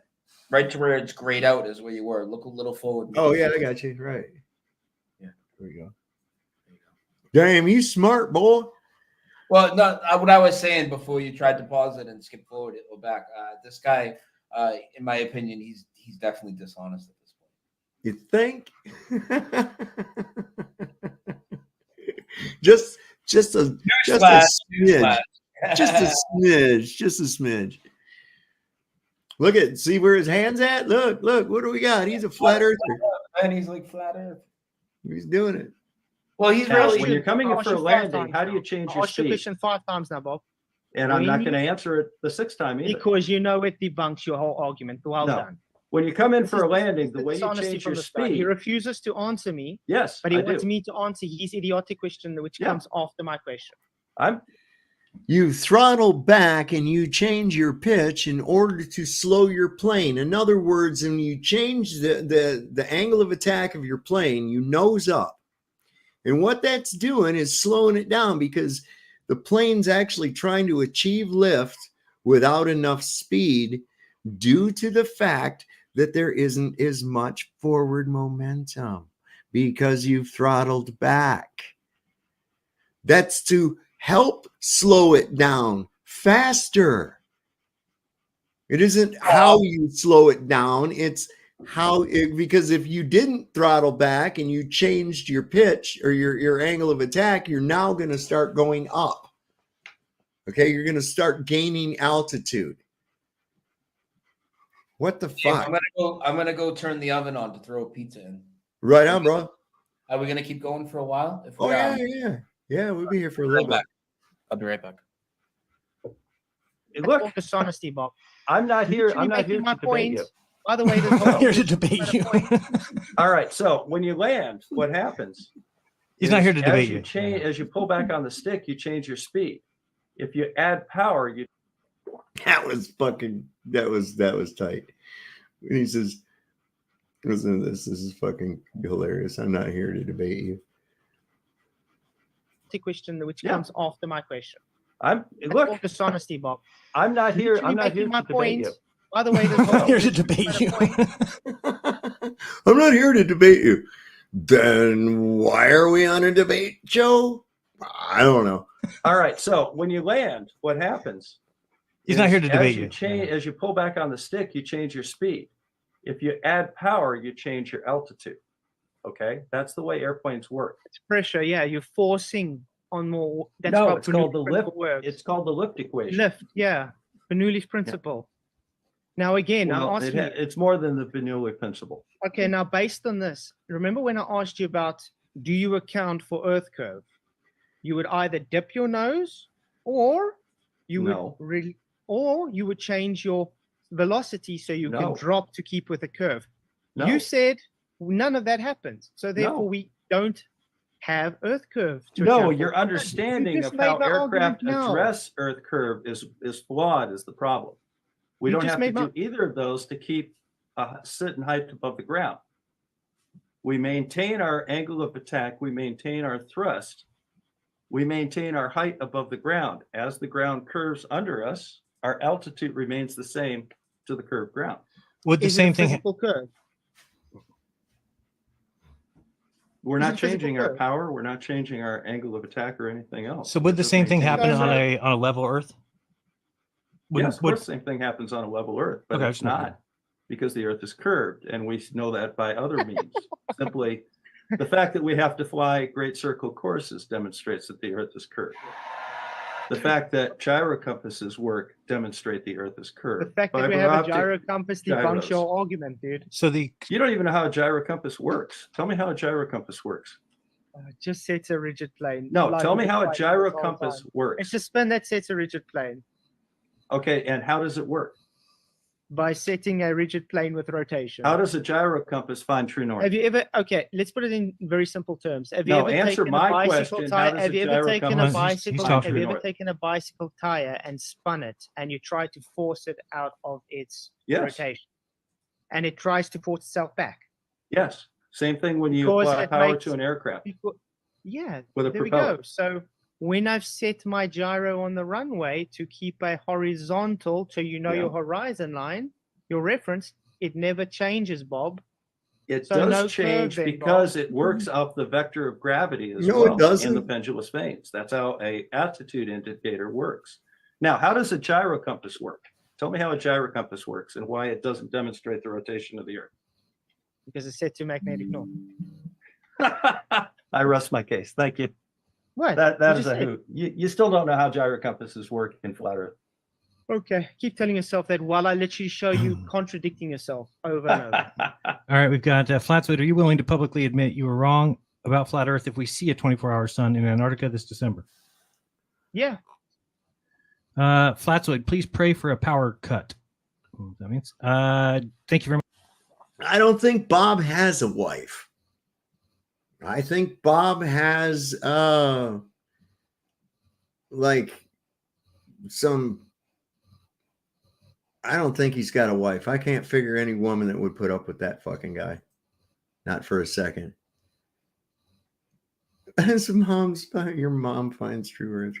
Yeah, because Bob needs it, because it was very painful to hear his contradictions constantly. Jeff Conkle or Conkai, one or the other, says, "Is Bob an atheist?" There's Jeff. Yes. Bob, I'll let you answer that. He didn't want to answer this. What business is it of yours? They just okay. You don't have to answer. That's what they asked. He doesn't think it's your business. All right, we've got both. Explain thrust and lift, and then how the elevator, rudder, or ailerons work on an aircraft to maintain altitude above the surface of the earth. From Ozian. Thank you, Ozian. $5. We just practically did. That was the Bernoulli's principle. That's what we just actually said. It's just the angle of the rudders and the trim to give with the thrust to give it drag. Okay. And lift. Okay. You want an actual explanation of that? Do I need to go through it? It's up to you. If you want to, you can. All right. There are four factors, or there are four forces that work on an aircraft. Okay. You have gravity. You have lift. That little model he's got, incidentally, is a Mitchell B-25. It's the same model of aircraft that flew accidentally into the Empire State Building and didn't collapse it. It was also the same plane that Doolittle used for his carrier-based raid on Tokyo in February of 1942. Just a little trivia, a little bit of shit out there for you. Lift. It's you actually have white. Thrust. Stop talking. You have. Whoa! I would smack that bobble-headed motherfucker off his. I'd smack the fucking white right off his face, man. I would. Motherfucker, talk to me like that. Oh. Well, he wouldn't talk to you like that. He only do it over a video chat. Yeah. He'll talk to you like that on a Zoom call, but not. I'll tell you what. If he really talked to people like that in reality, he'd have some fucking marks. I guarantee you. These guys do. These guys are all fucking pencil neck geeks, bro. Come on, man. They are. God. Thrust, and you have drag. These Okay. guys are cool, Those are the four forces acting on an aircraft, and that's how it maintains its elevation above the ground. The rudders, which are these devices right here, what these do is these counteract yaw. Yeah. Okay. And the ailerons here, or the horizontal stabilizers, what they do is they pitch the aircraft up and down. So attitude, pitch, and yaw. Cool. Down, and the trim tabs are located on the horizontal stabilizers back here. Not on all aircraft, Bob. On commercial aircraft, they're actually on the fucking wings. You can look right out the window and see them. Okay. From absolutely Oaksel total something. I don't know what that's. I just want to point out it's weight, not gravity. He loves to do that, just to point it out. Weight is mass times gravity. Gravity is not a force, so you can't use it as gravity. It's simply weight. It's mass times acceleration, which is basically weight, is the relative density of an object within a given medium. It's a ratio, Bob. Bubblehead Bob. New from Hasbro. Thank you. Weight is mass times gravity. Gravity is not a force. You cannot count it as a force, so you can't have it accounting to weight. And no, weight comes from the word gravitas, not gravity. So thank you very much. Flats, what is I'm fine with what I said. Flats, what is a gyro compass? How does it work? What is a gyro compass? It sets a rigid plane in spin motion, so you know your reference. There we go. All right, I'll like answer that. With the bicycle tire, like I said with the bicycle tire. I'll explain that. I'll explain that properly now. Now, what a gyro compass is no, I'm going to tell you exactly what it is. I'm Bob. It's a gyro that spins in the plane, in one plane, and what that plane has done is it's pointed horizontal to the ground. All right. As the Earth rotates, what it'll attempt to do is it will attempt to tilt back if it's pointed east. Okay, to follow the sun, basically. Just imagine it pointing at the sun to start with, and then as the day goes on, it has to kind of come up. But it's prevented from making that motion. And as a result, by the right-hand rule, the angular momentum is shifted to the north, and eventually it gets to the minimal point, which is with the gyro compass pointing to the geographic north, not the magnetic north, the geographic north. That's how it works. That's why you can use it in a submarine. That's why you can use it. It has absolutely nothing to do with magnetic headings or anything like that. The only thing that you have to make changes on it is basically the balance of the gyro compass. It has to be correct. So precession then, Yeah, it works by gyroscopic precession, which is mechanical, which is gyroscopic precession. which is mechanical, you numpty Jesus mechanical. Christ. Yeah, so not Earth rotation then. Well done. No, it's caused directly by Earth rotation. It's caused by Earth's rotation. This guy just says shit and hopes that it'll stick. It's caused by precession due to mechanical. What do you think mechanical precession is? What do you think is causing the mechanical precession? The transfer of energy. All right, what is the force acting on a gyro compass to make it precess? I don't know. Momentum, because you. I just explained it to you. Were you listening? There is no Earth rotation. There is no globe. So once again, even though you have, it's just the momentum. It's just the object itself. If there's movement, God, Bob. The actual explanation. Hold on, a kid's toy then is can't hear it. a kid's toy precesses because of the rotation of the Earth. What do you mean a kid's toy precesses? A top, because of the a rotation top, of a the Earth? kid's top. When you spin it, it actually has, Okay. yeah, it has mechanical. What happens to a kid's top when you spin it? It has the same deal that a compass would have, a gyro compass. Okay, so this is the difference between an engineering mind and somebody who doesn't know about it. Oh, I'll tell you about engineering mind. Somebody can think something up and then an engineer will fuck it up. I guarantee it. They go around the bend, the most complicated shit to do the most simplest things. Let's not forget, NASA spent billions of dollars developing a method so that the astronauts could shave in space without the whiskers getting all over and into the equipment and stuff, right? The Soviets didn't. You know what they did? They used a razor and shaving cream and then wiped it off on a towel. Top engineers, educated. So when a kid's top is spun, what happens is that it spins and forms a gyroscopic force that holds it upright. Okay. As it tilts even slightly, it'll start rotating like this. Okay. The force acting on it is the force of gravity because it had tilted a little bit. It wasn't perfectly balanced.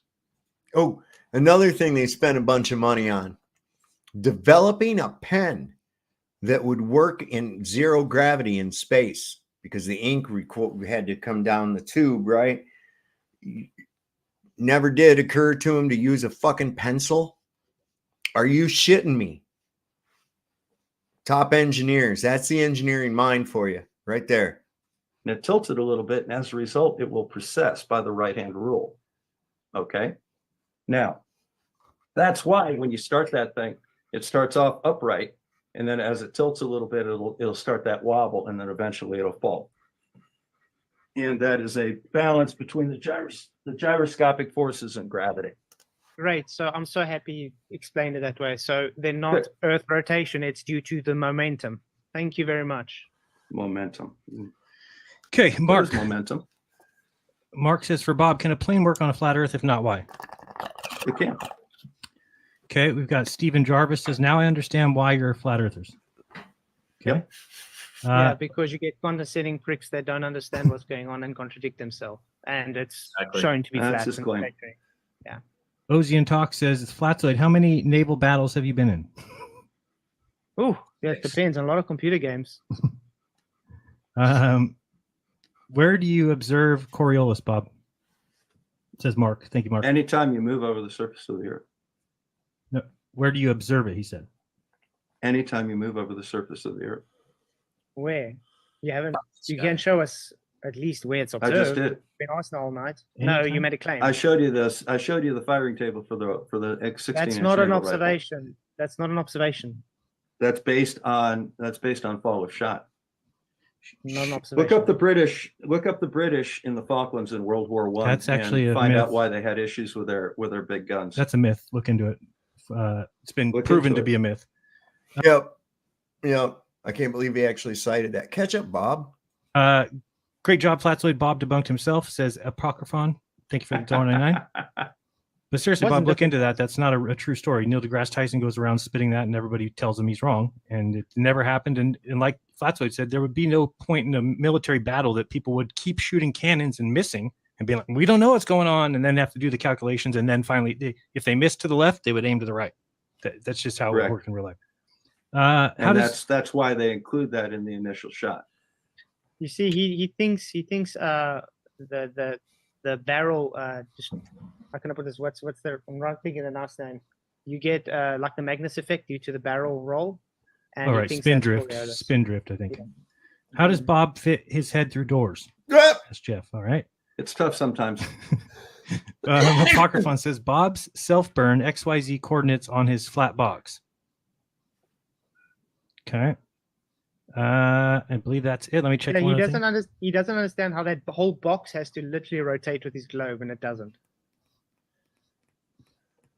And I believe that's it. All right. Well, thank you guys. I do appreciate it. I think we all could have learned something here. Any final words for you, Bob? Tell people where they can find you if they want to see more. My channel's well known. Okay, Flatzoid, tell people where they can find you. Is that like not the most arrogant answer? Like from somebody who really thinks they're somebody? I'm well known. Just look for Elvis. What the fuck? It's like he thinks he's like Elvis Presley or something. I was calling him Big Shot Bob when he said that. Big Shot Bob. Big Shot fucking Bob. Oh, everyone knows where to find me. Oh yeah, just ask for Bob. Everybody knows Bob. Come on. And my chin, I'm well known. Jesus. Holy shit. I think this is somebody Lucky Haskins been fucking with too here, or he was a while ago anyway. Isn't he calling? No, that's Mr. Sensible, Mr. Baldy. But I think he had some shit about Bob the Science Guy. I hope he does a video about this debate because this was. I'm sorry, Bob. You got fucking curb stomped, brother. Yeah, I'm gonna go check my pizza. I'll be right back.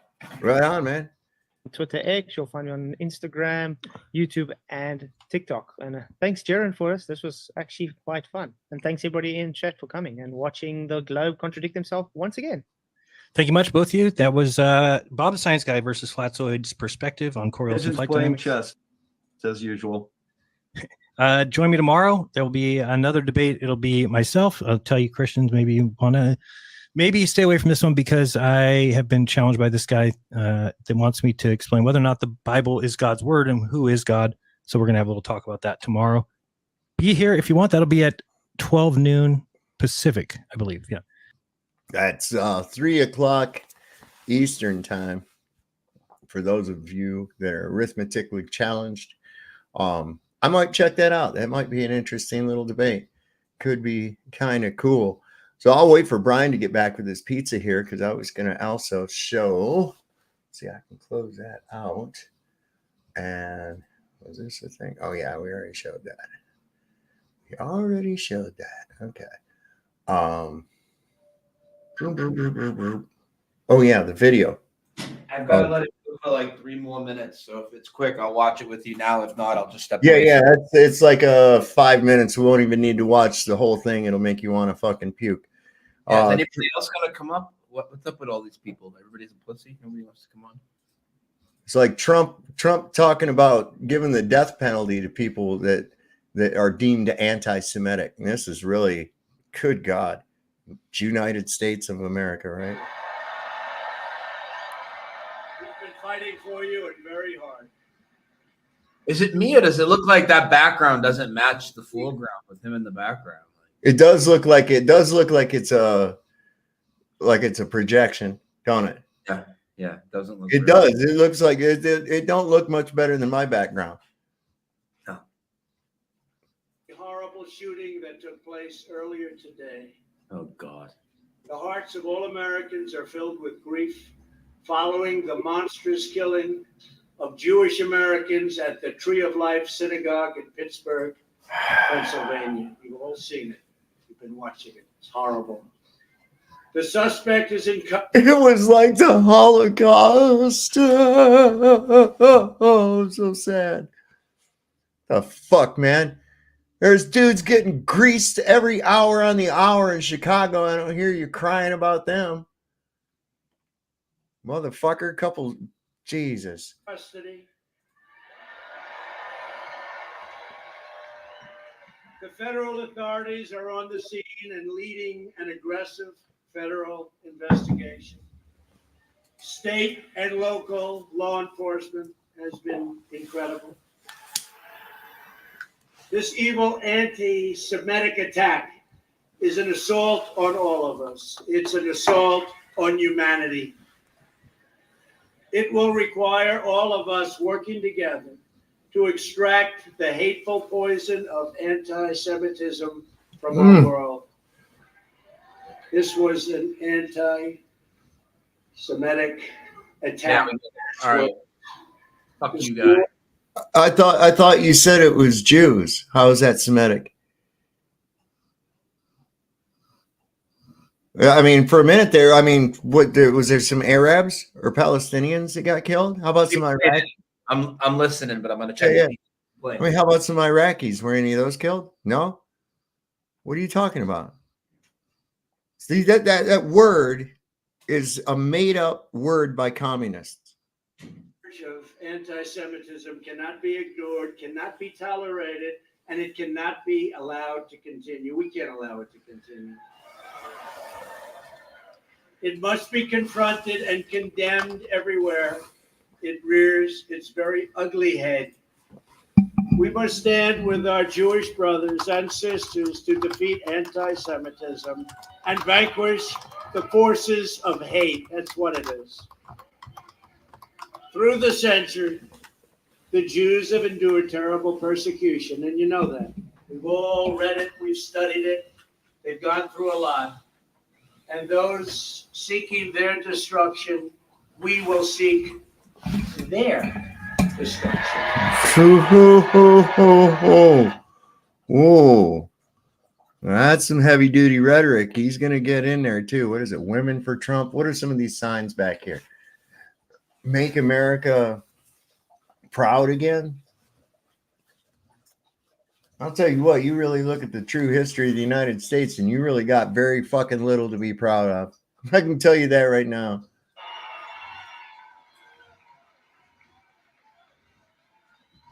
And when you have crimes like this, whether it's this one or another one on another group, we have to bring back the death penalty. They have to pay the ultimate price. They have to pay the ultimate price. They can't do this. They can't do this to our country. Tell you what, same rhetoric, different target. That's all. Same rhetoric, different target. We must draw a line in the sand and say very strongly, never again.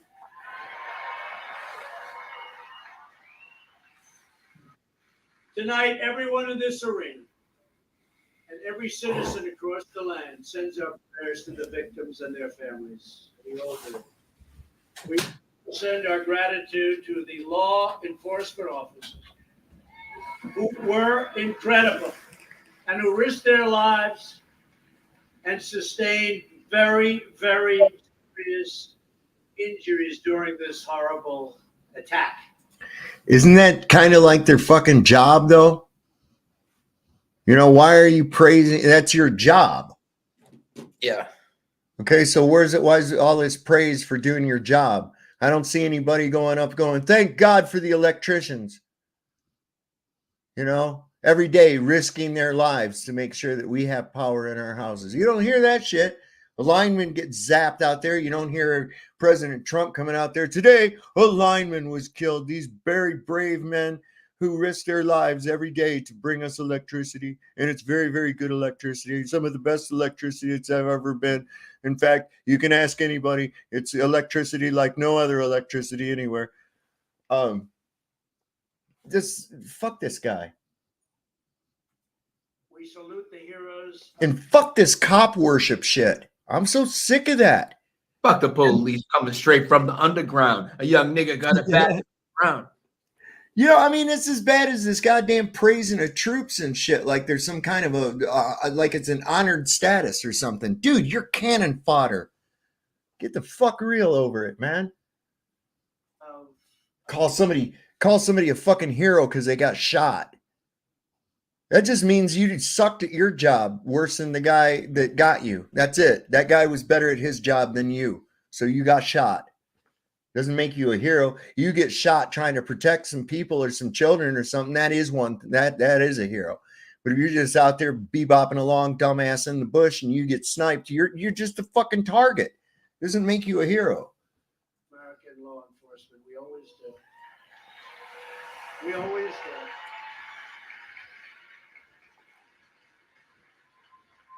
We know how much we appreciate them, and yet they're underappreciated. They have done such an incredible job for so long, and it's a tough job. We see it now. We see it now. It's not even in the top 10 most dangerous jobs. You know, look, here's a good way to maybe not be seen by the public as a bunch of shitheels. Let's not dress up like we're going to fucking war and treat every goddamn person on the street like they're some kind of a enemy. Why don't you quit dicking with people, especially in hard economic times, trying to get ticket quotas and fucking court fines and all this other shit, man? How do you put your fucking morals in a jar and stick them up on a shelf for 8 hours a day? Do you ever get them back out and put them in again? Fuck no. To the cops. If you'll treat the public like that, you'll treat your family like that. They're the most brainwashed, and my dad is the perfect example. Cop his whole life. Totally brainwashed. Doesn't talk to me because I called out the event in Connecticut for what it was. Yeah. Another little corrupt police outfit. Every one of them is. And it's here's the thing. People often say that power corrupts. No, I don't believe that. I believe that what really happens is that power attracts the corrupt and corruptible. Okay. And I am of the firm belief that anyone that seeks power should be barred from having it. Because just the whole idea of wanting to have power over other people is a psychopathic trait. And it's sick. So that means when these people are asking for power and we give it to them, we're giving it to sick-minded individuals to begin with, and you already knew they was sick because they was asking for the fucking power. So I'll leave it at that. Like we've never seen it before. And this is the time to renew the bonds of love and loyalty that hold us all together as Americans. These bonds have always sustained our nation in its hour of need. You know that. Everybody here knows that. And they are always more powerful than the forces of hatred and division, anger and evil. In America, we love our families, we love our neighbors, and we protect our community.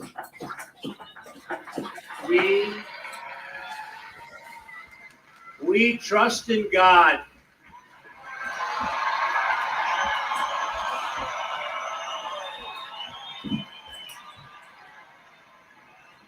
We protect the freedom of worship. And we believe in the power of prayer. Why would you, if you protect the freedom of worship, why would you defend a nation who does not respect that? Why would you throw everything on the line for a country who doesn't respect that. Exactly, to like stand behind that nation, especially with the atrocities that they're doing right now. I know. I mean, they're.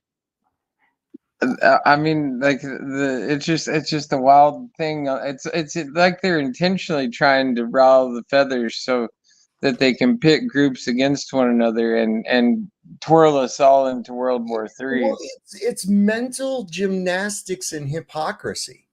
It really is. It really is. We respect religious freedom and shit. Well, Israel sure as fuck don't. Yeah, well, Israel also sees Trump as the Mashiach or whatever. They've got his fucking, he's got his fucking head on coins and stuff. Like, they're for real about him. Like, thank you. Like, and even like, I don't know. I watch channels like Jacob Israel, and he seems to like he's not like a QB person, but he definitely like, and he talks about Mandela effect and a lot and stuff too. But like, he you know, he used to work for the WWF as like a writer and whatnot, and he dissects a lot of things. It's interesting to hear his take on stuff, but yeah, he sees Trump as like as a character. I've watched his show before. I've watched it. Let me finish with this video here. We've got like 42 seconds in it. All right. We defend our Constitution. We defend our All right, heritage. And we rally around our great American flag like nobody does. All of us here tonight are united by these same American values, and we are all fighting to defend these values in this election. This is a very, very important election. This could be, and I've said it, and I've heard it, and they have spoken it many times, this is our most important midterm election. Jabba the Hutt versus fucking Darth Vader is basically what's going on. You know, yeah, I've read the Albert Pike Manifesto. I know it's all falling right in line with this shit that's going on. I mean, it really is. I'm just excited that we're gonna have an impromptu rap battle tonight. That's awesome. Yeah. No, actually, I'm getting ready to get off of here pretty soon. I did have some cool shit real quick. I was gonna show real fast. Maybe I can. Yeah, I had to jump on here because Brian was on here. I haven't been on your show in a minute, so right. I just wanted to jump on and say hey. I did Taco Tuesday earlier. Oh no. Did you guys hear about this camera they had set up? There was a portal, like a live cam they had set up between New York, and it was connected to Dublin. And they had to shut it down because a woman in New York was flashing her titties at the people from Dublin. This is Yeah, I saw one guy moon it with his bum hole. He was showing them on the other side of the portal.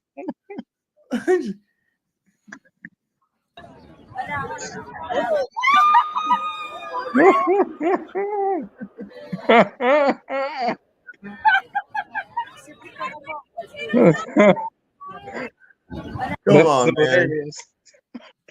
But that's you know, I mean, I can only it's funny, but it's not, because you know, I can only imagine what people abroad, I mean, I know what my view of Americans is. That's only the first day of it too. But I mean, I can only imagine what people in other countries think of the United States. I mean, they must think this is like just this big, huge, world-class short bus. I don't know. I'd be willing to bet that other parts of the world are just as twisted at this point. I mean, look at like Tel Aviv is pretty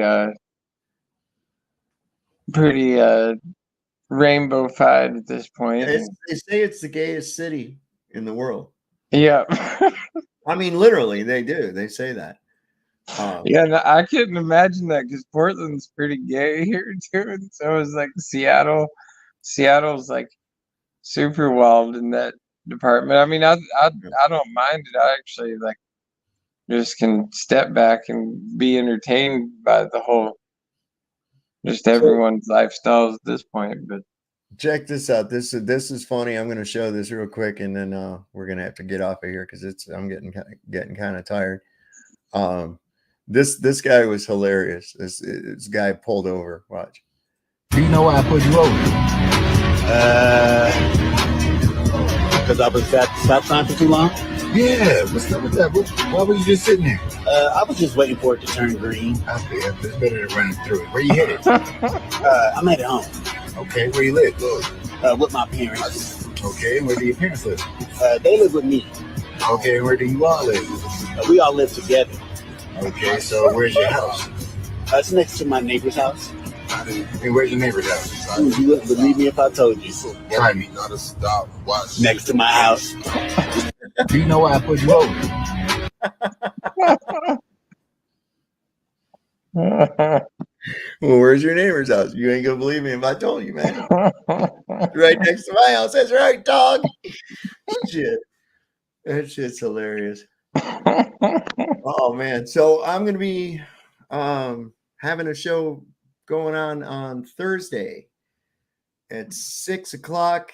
I'm gonna put the details in my community post, and so people can be notified of when and where to be able to watch that. I don't know if I'm gonna maybe I'll restream it on my show on my channel as well. I haven't decided yet. Brian, you got anything coming up? I'll keep you guys posted. All right. I have a new interview that I just did, as you guys know, on the Crip Rick and Jonathan show. If that's ready to premiere, I'll probably premiere that tomorrow in the afternoon. Now is that the one on the same show that I was on, that I'm going on? Yeah, so that's my Mandela Effect interview with them. It was really good. It was a few days ago, so I'll probably premiere that tomorrow, and I'll let you guys know after the weekend what I got going on. All right, cool enough. Yeah, I'm going to be on that same platform Thursday at 6 p.m. Eastern. That's 3 p.m. Pacific time for those of you that don't want to have to do the math. And I think that'll be noon time, Flatoids time. So he's 6 hours ahead. So that'll be midnight for him. Yeah, midnight. This stuff's hard to keep straight. Anyway, Rasta, you got anything coming up? Well, I'll probably just be doing some music streams on my channel, just doing some DJ stuff, and I've been working with this artist out of Jamaica. He's been coming over and like singing with me and stuff. So yeah, it's been nice. So yeah, well, I'll just jump on random. And other than that, I've been jumping on Boston Ray's Late Night Live. Every once in a while, which you should come on there and kick it sometime, Sav. I'll definitely try sometimes when I see it, like right when I'm going to bed or some shit like that. Or I've been binge watching the Sopranos series recently. Oh yeah. It's I don't know, man. It's, to me, it's a good drama, but also I laughed my ass off, man, through that thing. That's like when the mother was like, that woman is just so fucking awful, man. And I just sit there and laugh my ass off at the shit she pulls, and it's like, wow, some of the stuff that goes on in that. It's not your typical, like The Godfather and shit. It's like, it's these really people actually have, regardless of their thing that they're in, they also have like real life problems just like everybody else does too, And that's kind of interesting to see how it integrates into it. But yeah, it's been pretty entertaining for me. Yeah, that was definitely one of my favorite series to watch back in the day, was the Sopranos. Yeah, it's pretty good. It's I like that tune. It's that theme song too. I like that. I don't know. I just like little low vibe rumble that goes along with it. I like that. I don't know. It's kind of. Well, anyway, guys, I'm going to go ahead and I'm going to sign off. I'm just going to go ahead and I want to thank Rasta Bear, everybody that came on tonight, everybody that showed up in the chat here today. We had 111 people at 111. That was really cool too. Barbara pointed that out.